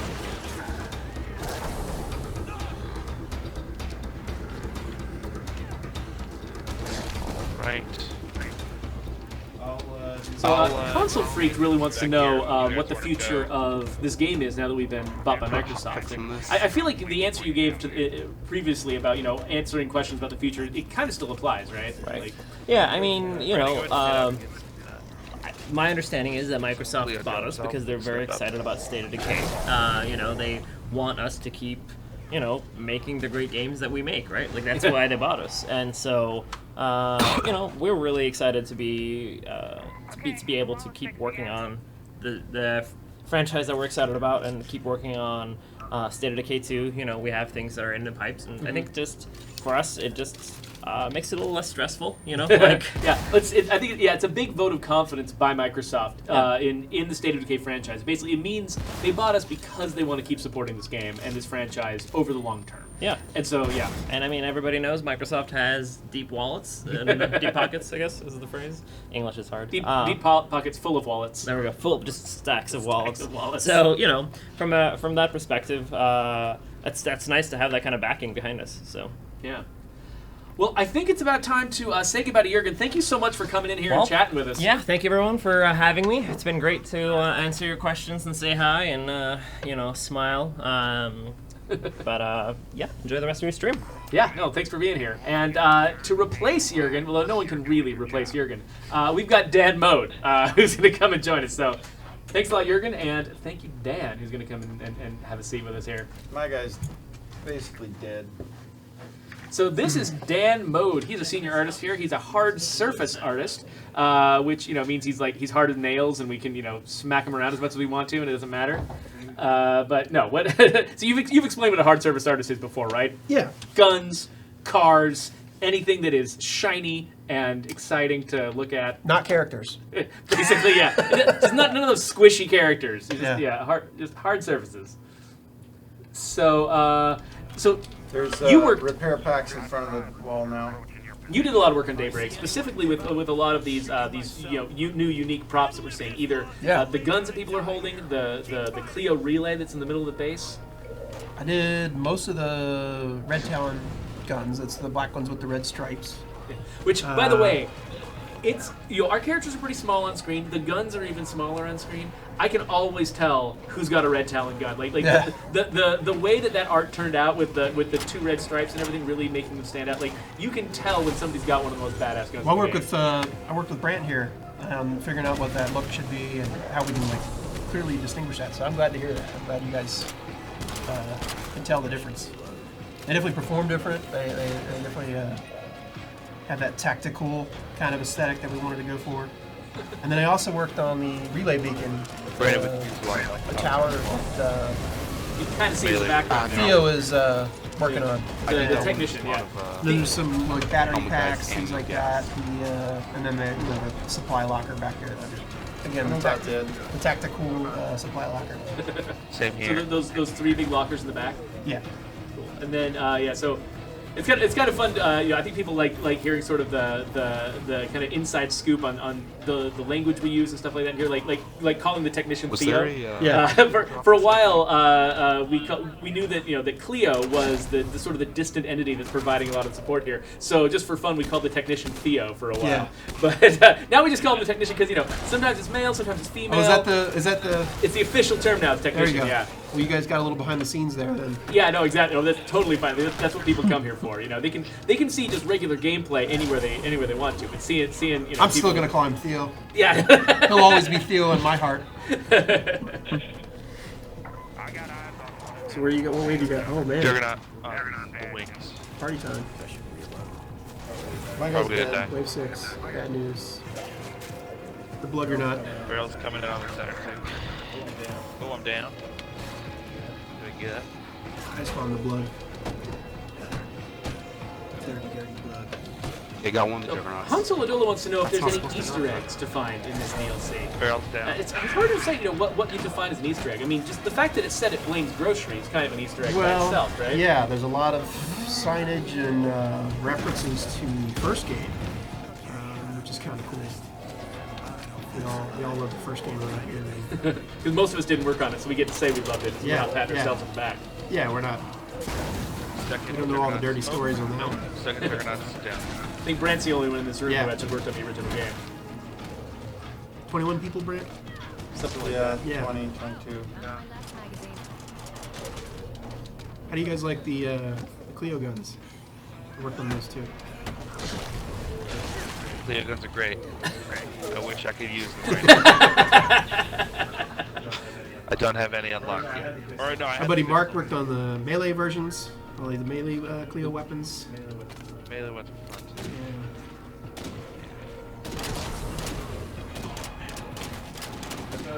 That's another thing you gotta consider though.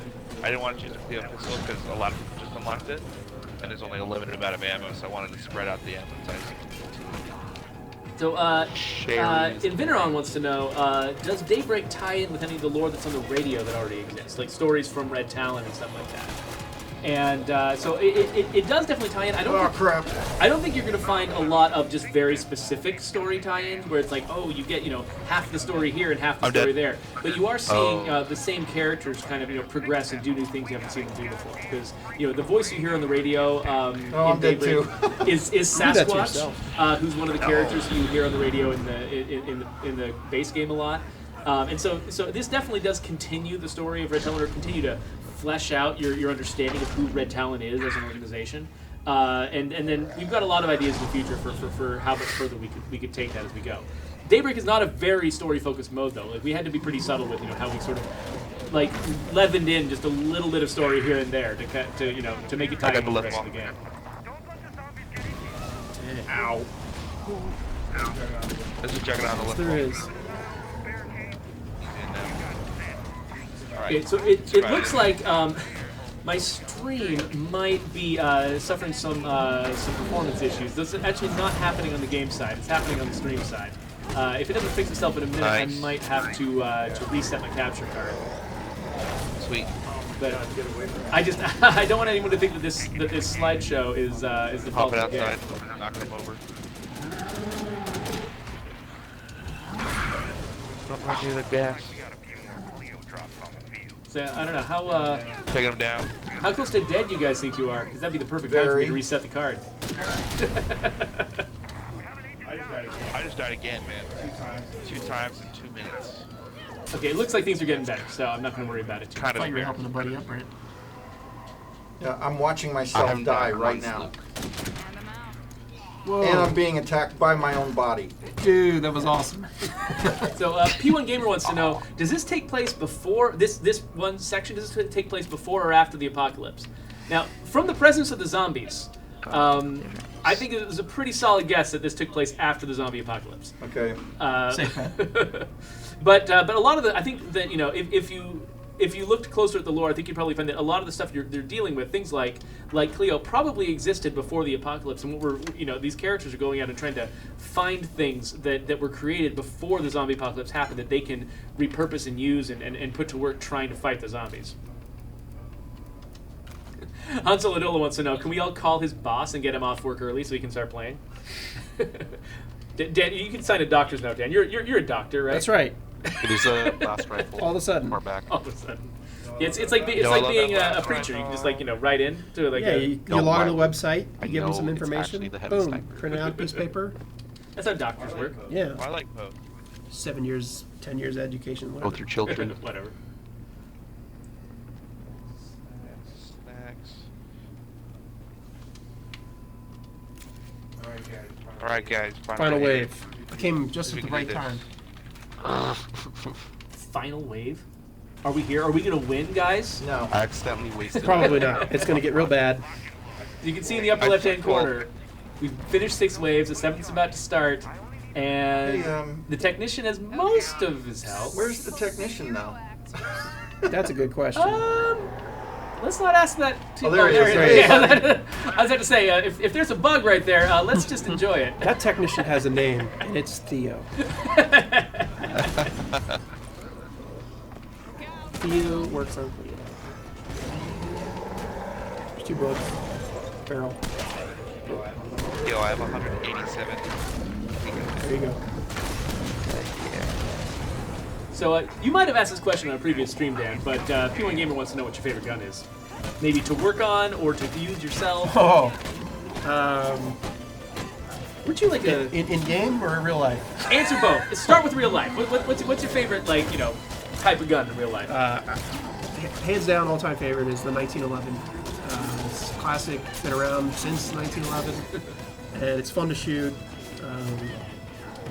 I like Glocks after that. And then in this game, will be a little teaser for future content coming out soon. So maybe you can't answer the question about what your favorite gun is because I can't because I just made that association. I should have. Yeah, that's totally fine. Shoot. I think that's the best thing you could possibly say is that your favorite gun is not in the game yet. That's awesome. Let's just leave it there. A version of it is, but the one that's coming out soon. Everybody get their hands on it. It'll be great. So yeah, we will leave that there. But as you know, folks have been asking a lot of questions about whether Daybreak is the last thing, the last DLC, or if we're done with this game, and we are not done with this game. And if Dan's inability to talk about his favorite gun is Oh my all God, the proof. barrels everywhere. It's a little tasty nugget for folks listening in. I was taking Gaming Forever 1 hopes that it's a rocket propulsion game.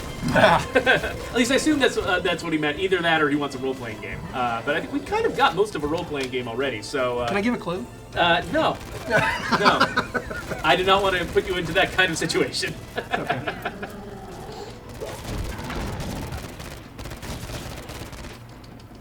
Nice.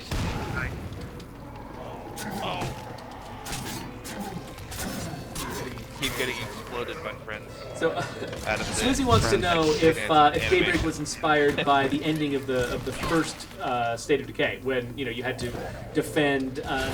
You're trying to blow up the barricade that's blocking the bridge, and you got to defend against all these zombies. Really, I think it's hard to point at one specific inspiration for any part of State of Decay, right? Because there's such a weight of zombie lore out there. Yeah. Check out the It's, left one. to me, and I've talked about this a couple times with Brant in the past about this is like my favorite kind of thing. It's like hunkering down, seeing how long you can last, dealing with greater and greater odds. Nice, Brant. There we go. Teamwork makes dream work. That blast rifle, though. Yeah, that blast rifle is the end all and be all. I wish I had bullets, but Do you need bullets? I have 168. 2 barrels. 3 barrels, there's 4 4 barrels. Okay, collapse on the. I'm sorry collapse on our guy. if my laugh was He's too getting loud. wailed but on. Holy crap! Yeah, I got it. I killed 2 ferrets. How do Thanks, people guys. solo No, this? that was awesome. I think it adjusts based on how many. Man, So 3 players and 4 players. you guys down. are over halfway point. Yeah, harder No, time. yeah, we're. Sorry we're not talking a whole lot. It's just kind of intense. It's over here. intense. Yeah, no, totally.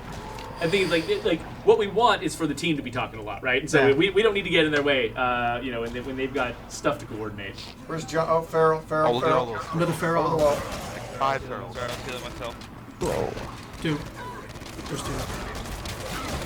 Save Cleo. Save Theo. Save both. Save everyone! Man, that thing does annihilate Pharaoh. Two are down in size. Against another Pharaoh. Anti-Pharaoh. Oh, Three jugs. you guys are like a well-oiled machine.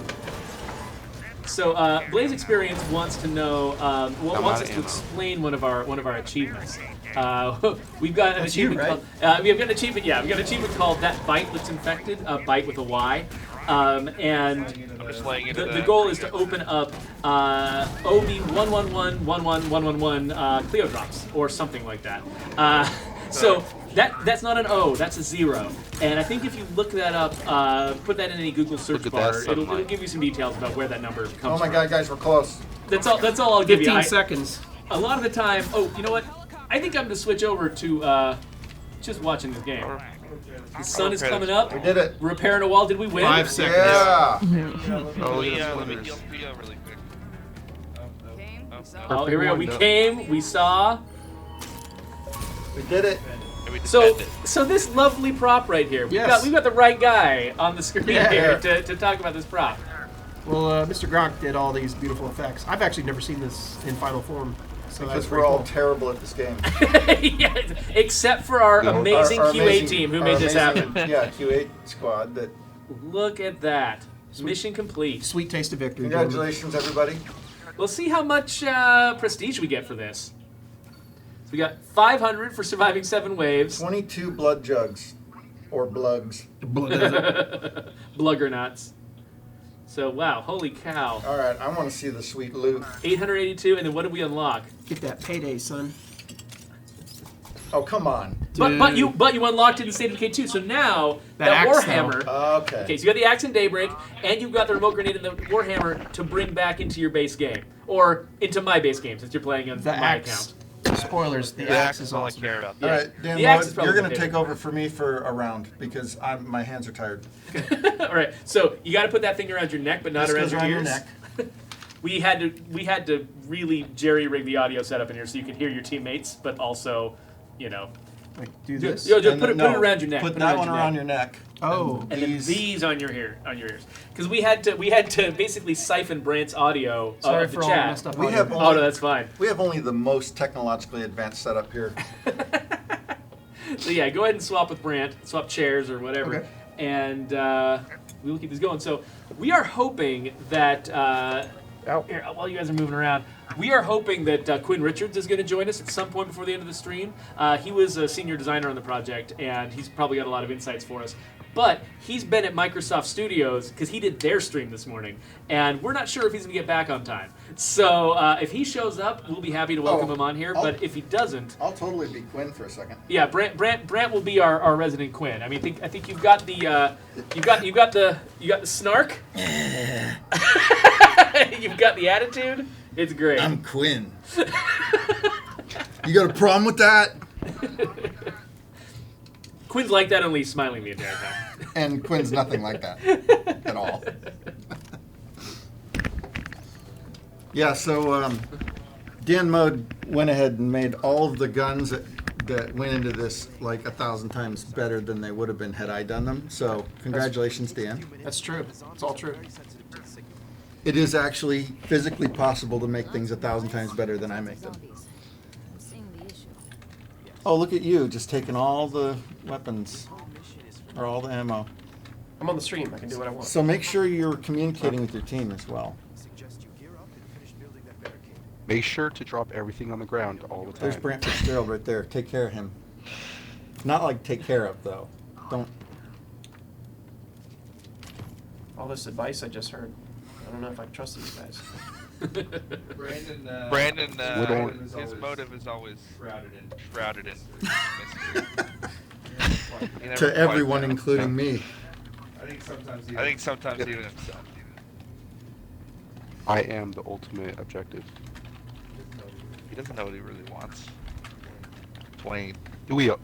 Hello, everyone on Twitch. Hello, everyone on Mixer. We appreciate you guys being here.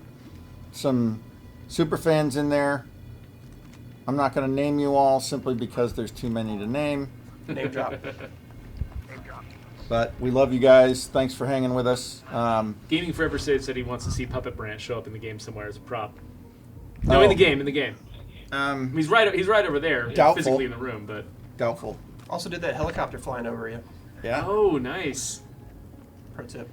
Yeah, is it fun to just sort of to make something? Because you make the helicopter by itself in isolation, and then seeing it sort of come to life in the game. So yeah, it's like geniuses like Gronk who breathe the life into those things. Yeah. So when I'm done with it, it's static. It doesn't.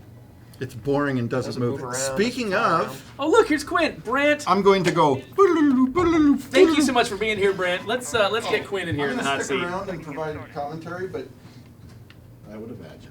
Yeah, and we will we'll Hello, pop Quinn. up a name tag Hello. here. So that's Quinn Richards. He is a designer on Daybreak, and that is not Brant Fitzgerald in the Brant seat. But I have to prepare these in advance. So what can you do? We both have about the same amount of hair. Exactly. Yeah. Brant actually did an impression of you a little bit earlier. So. Oh, okay. I'm gonna have to watch this again then. Yeah, exactly.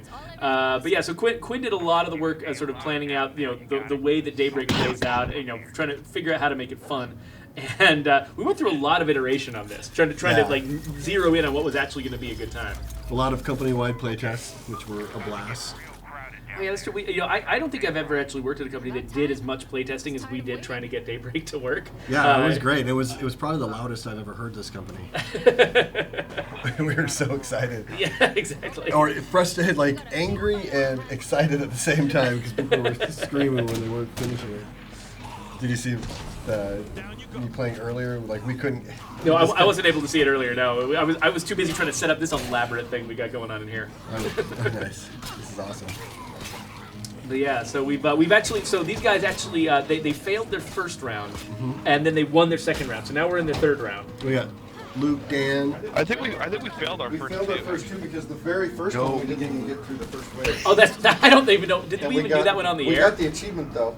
Oh, nice. Oh, the green talent achievement? We got lots of diamonds. So few people have failed that early so far that it was a super rare achievement. Yeah, like special little dancing diamond telling us it was rare. I had to ask Geoffrey what the green Talon was because you'd never seen it before. I just had no idea. I love it. It's a great name. Pretty embarrassing. Yeah. Yeah, no, we played like 4 times and we beat that to wave 3 once. Really? Oh, past wave 3, so we got to wave 4. We have our QA squad here, the Aces. Nice. So they've been. Well, we were playing the hardest way 2, 3 players. I think. Is that's the hard most. mode, You right? don't get any. You don't get a. You don't get the NPCs, but you still get the same number of zombies and freaks as. So as 4 players. do zombies scale? The number of zombies scale based on the number of human players? It does. Yeah. Where the skill happens is 1 and 2 players have that set, and then 3 or 4 players. But 1 and 2, you have NPCs helping you. So that makes, I think, the 3-player mode the hardest all around because you don't have NPCs. Also. So everyone who is complaining about State of Decay 2 being too easy, just play with 3 players on this. Yeah. And then get back to us. So are you saying that Swiss Army Knife, who soloed this mode like within 40 minutes of it coming out, are you saying that he hasn't actually played the hardest mode yet? He needs to get in there with 2 friends. Swiss Army Knife is a superhero, and I won't hear anything other than that. All right. He got through it solo? Yeah, he got through. We had a couple of our super hardcore players who did actually beat it themselves. Like he soloed it like 4 times, didn't he? Yeah, with like a bullet in him. Yeah, so whatever. Well, congratulations, that's awesome. Yeah. Invineron wants to know: are there going to be similar raids in the normal game like there are in Daybreak? I wouldn't say there's anything exactly like the experience of Daybreak in the normal game, but I think if you keep unlocking rewards, we do try to bring some of the flavor of Daybreak into it. Would you say that's an accurate description, Quinn? Yeah. Well, I mean, have you talked about the Clio Core at all? We've sort of hinted at it. I think Ocala hinted at it, and Brian's hinted at it. Were they trying not to? We don't want to give everything away, but yeah, the Clio Core gives you access to kind of some similar stuff in the base game. Gamescom, we went pretty far. Oh yeah, it's not like it's a giant secret or anything like that, but I know we like being a little bit cagey about it. What kind of melee style of weapon would we like? heavy weapons would be, would be great. nice. Yeah, we spent a long Sledgehammer time. size. Yeah, we spent a long time, sort of imagining that we were going to get, like sort of the 3 classes of weapons that we had in the original game. But we ended up basically narrowing it down to 2 because we really wanted the Well, combat. 3 with close combat. 3 with close combat. Yeah, that's true. Because we were adding in close combat, and then I think we wanted to really be able to focus our efforts because each of the combat styles in the game involves a lot of different animations, like more than you would imagine, right? Yeah, it's pretty intensive how many animations we have. I'd also love to have like dual wielding, like either bladed or brass knuckles. I think that's what I'd want to use in the Apocalypse. I think. Yeah, I honestly, I feel like I'd want to use a tank. Like any part of my body that wasn't in some way pointy would probably feel like it was a waste. And so yeah, I'd want to be wearing a suit that made me look like a porcupine and just have like 2 weapons in each hand. And yeah, no, then I'd feel safe. You could just turtle up as a spiky ball, and then we could throw you to the jugs, and they could throw you back and forth until they killed each other. Yeah, I know exactly. I think duct tape armor would be really good against zombies too. It'd be relatively light. Oh yeah, it's just made out of duct tape. Yeah. But they can't bite through it because there's so much of it. Yeah. Yeah, no, that's a great idea. Tires would be good armor too, but just heavy. Conehead.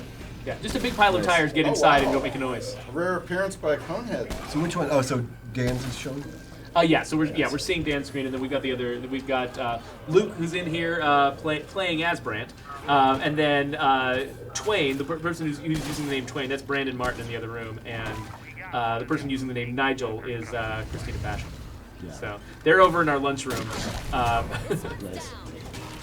What I love is Luke is just racking up the achievements for me right now. Yeah, I know. I never get to. So Luke was actually volunteering to use his own gamer tag, Nice. but I was trying to be careful and not, put too many people's gamer tags up on the air just because, privacy issues, stuff like that. You and I have already done this a ton, and so we're impossible to reveal at this point. But I was being cautious, so I made brand new accounts. Twain and Nigel are just brand new accounts that we made for the office. But I think Luke might feel a little bit like he's wasting his time right now because he's not getting achievements for all the good work he's doing. He's not wasting his time. He's making me look legit. So hush. getting paid. Nice. He's making them dollars. So have you unlocked? Have you got far enough that you're finding the clear weapons? Yeah, we did in the last round. We got. We was unlocked you the. who ended up with the sniper. There was a blast rifle out. Oh, nice. And that single weapon basically saved the round for us because Luke was just this cutting a swath of destruction through the waves of ferals at the end. And we've unlocked the Warhammer for use in Daybreak. We've unlocked the remote grenades. Ones? I think we just barely got the axe. We got the axe in Daybreak, and then we got the Warhammer and the remote grenade in the main game. In the main game. I like the long blade a lot. Yeah, I love Mark. Mark did some amazing work on those melee weapons.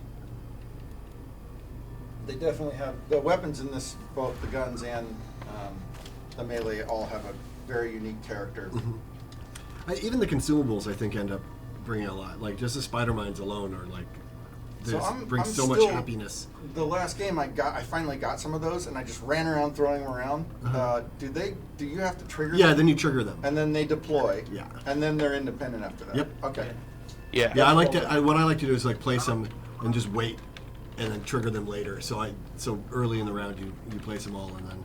Yeah, I think the first time I got spider mines, I deployed all of them, hadn't triggered them, and then died.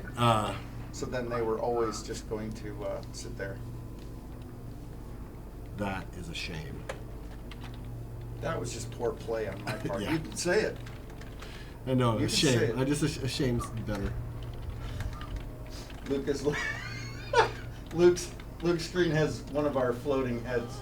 Oh, it's a feral, right? They aren't looking at my screen, right? No, they're not looking at Yeah, let's talk about the screens they can't see. Sorry about that. Keep at it. Hit him. All right, here we go. So I'm unclear. What's the farthest you guys have gotten in this stream? Oh, we finished it last game. Yeah, we actually won it. Yeah, so the first one was just a outright disaster. We were just trying to, just barely get things working. The second round, I think we got to what, 5?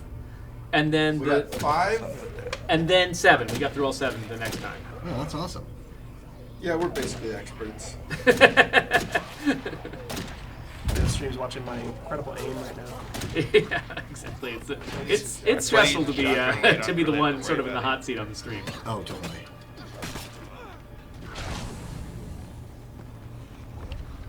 Oh, another cone head. See, I've streamed so much, I'm totally used to not hearing the game ever. Yeah, exactly. I can't play the game without audio. Like, I always get when the audio guys complain that no one's using headphones. Like, I always have headphones on. Yeah, and you can get disoriented, and zombies will sneak up on you if you're not listening. And Exactly. So I actually have on my machine at home. I've got a weird adapter that leads to my headphones that flips my stereo direction. And so if I'm not, so when I'm listening to my So PC, you're actually looking to the left when there's a zombie on the right? yeah, well, it's weird because it just makes everything disconcerting. Like it doesn't feel like everything's backwards because I'm still rotating the camera around and my perspective is changing all the time. But it just everything just feels off. It's strange. And then I flip them around and suddenly everything's normal. No, I had no idea you guys finished it. Feels like I didn't make it hard enough. I'd actually never... Well, I was with 3 QA. 3 QA guys, the biggest experts in this game mode in the entire world. So I'm actually surprised that my drag effect on their gameplay didn't round that far. Yeah, we've Senator Co is pointing out that we're probably at some point going to have streamers soloing this with only melee or with Close no combat. meds. Yeah, close combat only. This game's too easy. The Red Talon guys have some close to combat skills too, though, right? So they have a different. Do they have a different animation? Is there some different animations included in this? No, they just have all of the animations. Oh, okay. So so if you don't normally specialize in close combat, you may not see a lot of the animations, and these guys use all the time if you're in close combat. Combat feels so good. Like when you when you punch backwards and hit somebody with the bottom part of your weapon, just boom. I love that. The base of the bat. Mm-hmm. Yeah, close combat. That's where you get the flying kick and stuff. And then so Quinn was actually our before Daybreak. Quinn was actually our primary combat designer. So a lot of the combat stuff you see, the way that your main character behaves in combat, a lot of that was hooked up and tuned and honed by Quinn. So. Yeah, that and the moment to moment, like climbing over stuff. And oh yeah, it's all the stuff that the main character does. a lot of fun. So Blaise Experience wants to know where the demo that we used to show and that we showed at the trade show, where it stacks up difficulty-wise against the other waves. Is it like it was 3 waves, but the game has 7, so is it waves like 3 through 5 approximately, or? Yeah, I think it would be like 3, 4, 5. That's probably pretty close. Because we certainly never saw 4 ferals attack at once during the demo. We had 4 ferals just jump on us during our last session. Yeah, it got nowhere near as hard as Wave 7. Wave 7 is ridiculous compared to in challenge compared to the demo. That's why I thought a lot more people were going to finish the demo. Yeah, because it only got to Wave 5, right? Yeah. But yeah, so it's interesting trying to predict what the difficulty is going to be for different audiences, right? Because we thought the demo was going to be kind of achievable, and it was impossible for almost everyone at PAX and at Gamescom. But then I had been playing it so much too that I was just finishing the demo regularly, and we as a team here were finishing it pretty regularly. So I think I was a little surprised that it came across as that hard. But at the same time, this is just fresh people just jumping in. Well, yeah. I mean, this game this mode. I mean, unless you're soloing, requires you to share gear and make sure you're not hoarding, and everybody's got sort of an area of responsibility. And when you play with the same people often enough, you're going to sort of naturally fall into those roles. So, in the same way, like when we first started playtesting it, like some people were going to the shared lockers and grabbing everything out, even though they're right. It sounds kind of like Brandon. Sounds like Dan does it too. We're the winners. That's what I. But I have a friendly rapport. It's called survival. Yeah, the only problem with that is then when the Yes, code drops, survival have any rapport. space. It's a skill. I was just dumping stuff on the front walkway there and running out. Where do we put 7.62 ammo? Middle one. In the garbage. So we've had a lot of folks in the chat ask us questions about like where Daybreak goes in the future, like what expansion plans we might have for it, and really any plans for the future are going to be largely based on what we see in the audience. You know, what folks are interested in. If people are really playing the crap out of Daybreak and get really super into it, that's going to be a different world for us than if people are mostly still focused on on the core game. And there's just a lot of different future worlds we could end up in that motivate us to make different changes and expansions and support for the game. So we'll just have to see. We definitely don't have any plans that we can announce right now. We really want to see what you guys make of this new mode. That being said, Gronk and I need to talk to you later because we had a great idea. Oh, cool. Why don't we just workshop it on the air right here? That's why I said later, jerk. I mean, that being said, a lot of the work we did on this was created a really good foundation for going forward. I mean, we got the performance up significantly with this many zombies, which also goes in and does feed into the main game a decent amount. So yeah, it's nice to sort of step aside and do a new mode sometimes because it kind of just gives you sort of a. Is that creepy? Just rubbing his junk on my arm. Yeah. Wow. All right, I'm done with that. So I was saying that basically it makes Geoffrey bookend us. Yeah, there's a Geoffrey on this side over here. I thought that was Baby Brant. Sorry. So anyway, the point I was trying to make is it's sometimes nice to sort of step aside and work in a new space, making a brand new mode because there's new things that you can try and you can learn stuff that then you can take back, into the core experience and see what you can do with it. So right now we've been really focused on just Daybreak for a while, but now that we've shipped Daybreak, we have a lot of opportunities to look back at the base game and see what we can take with it. Whoa. Well, from the streams of good friends I watched earlier today, people are loving this mode. They absolutely love it. It was fun to make. Yeah, it was. It was a lot of fun to make. It was just like real clear vision on it. Yeah.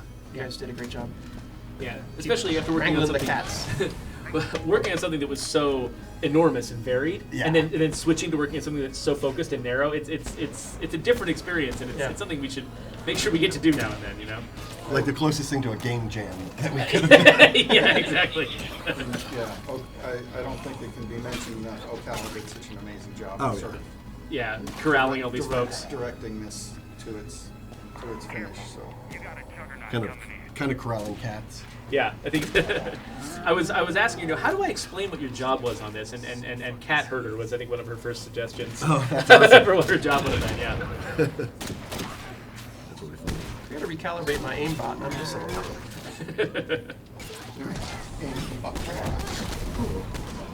Someone just ran up to me and swiped it. So we've had this question before, but Mr. Darts wants to know how being purchased by Microsoft is going to change the game or is going to change the studio. And I think Jørgen went into this a little bit, but basically. This was a big vote of confidence in State of Decay. When Microsoft decided to purchase us, what they were deciding was that State of Decay is something they really want to commit to long term. And so, they've got a lot of resources at their disposal. They've got, just a lot of options that they can make available to us. So what this means is we get to keep focusing on State of Decay. We get to keep, we don't have to try to, search for the next big thing to keep our studio afloat. We get to keep focusing on State of Decay, keep supporting it over the long haul, without a lot of fear that we're gonna make some misstep and run out of money or something like that. Like we've got a lot of support from some very deep pockets, and so we're gonna be able to keep focusing on this game that you guys have invested so much in. We get to invest in it too, so it's just a good thing across the board. As far as details go, we haven't even figured out a lot of them yet. So you'll stick with us, pay attention to us. We're going to keep supporting this game, and over time we'll get to tell you more about what we have in store. Well, Once we know the answer. Not only Bigger, is it better, faster. Not only is it a vote of confidence in State of Decay as a franchise, but it's also this team specifically because Microsoft already owned the IP. I guess that's true. Yeah, it's So- it's a vote of confidence that not only is the is the franchise valuable, but the people who made it know how to make it. They believe that we are the team to continue directing this franchise. So that's made us all feel good. Have we said how many things are unlocked all around? Because like Styles 212 was asking about. Oh, like how many Specifically, different things? he says he's got the Cleo pistol. We haven't. I mean, because we've been pretty open. Yeah, I think it's like Yeah, 20 something, isn't it? It's 9 ranged weapons, 6 melee weapons, and then 6 consumables. Barrels inside the gate. And then there's also And then the Back Cleo out. mods and facilities, and then also the Red Talon soldier. yeah. So there's a lot of things. I think that when you total it all up, it's somewhere in the 20s. Plus the fact that you can you unlock stuff for Daybreak, and then you also unlock stuff separately for the base game. he still inside? There's like Yeah. 40 some unlocks that He you might be can stuck on Yeah, I top got of him the... pinned on the wall. And then achievements. And then achievements, right? Of course. He's done. There's like Oh, he's 29 achievements. So.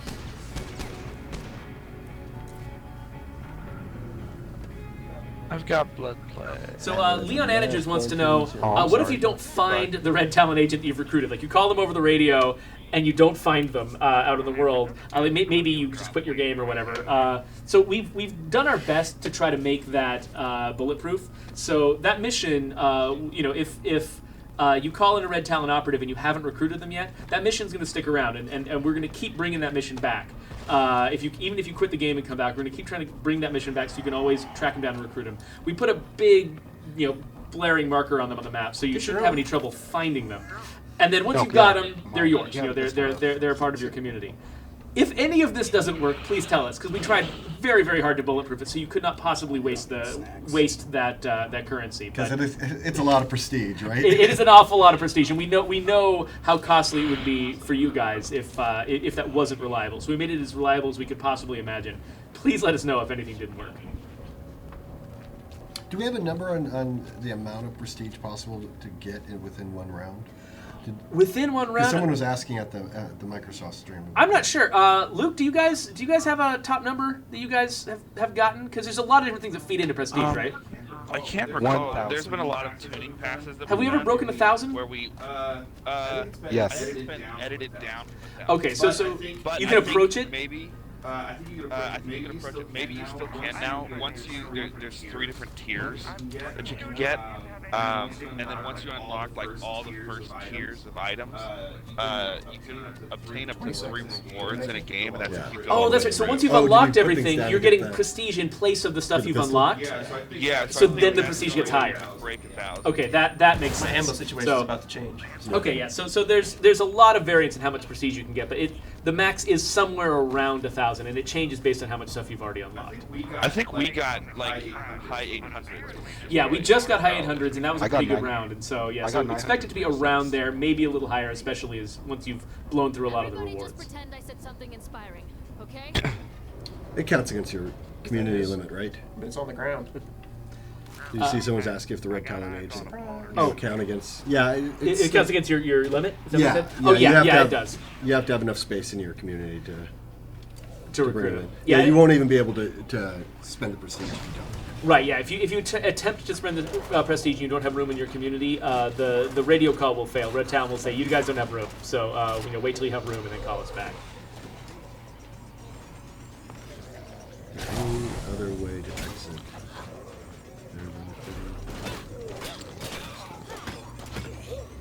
Well, is he talking like?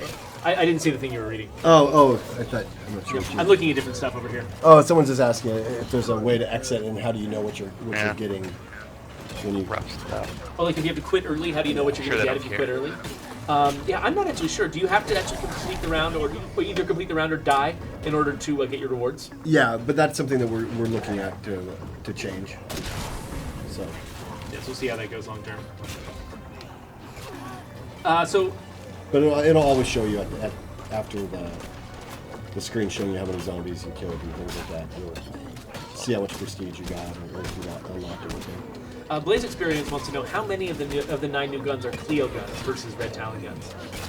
All 9 are Clio guns. Okay, so the Red Talon guns are not counting in that total.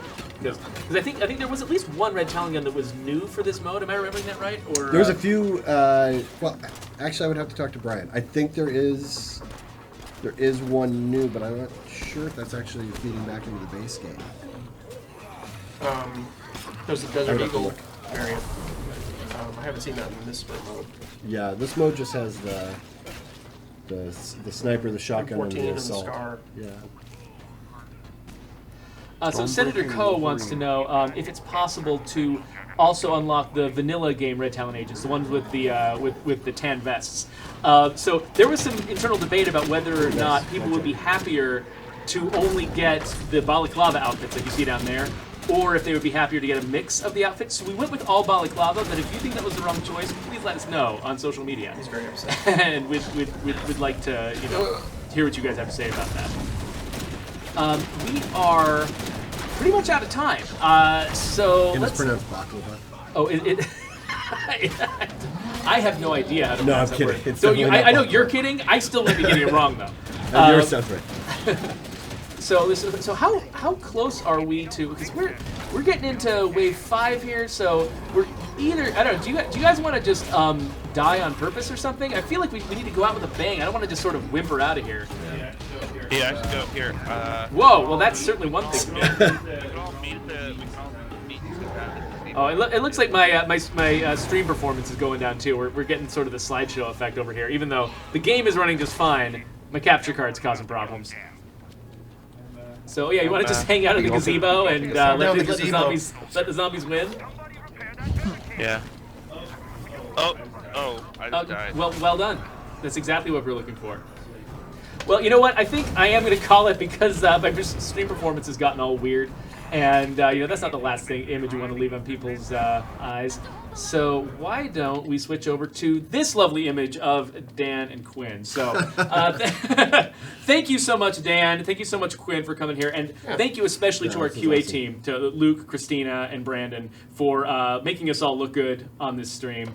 And, so thank you all for coming here. We're so glad you guys are excited about Daybreak. We're really excited to be able to release Daybreak. So if you haven't yet, go over to the Microsoft Store, check it out.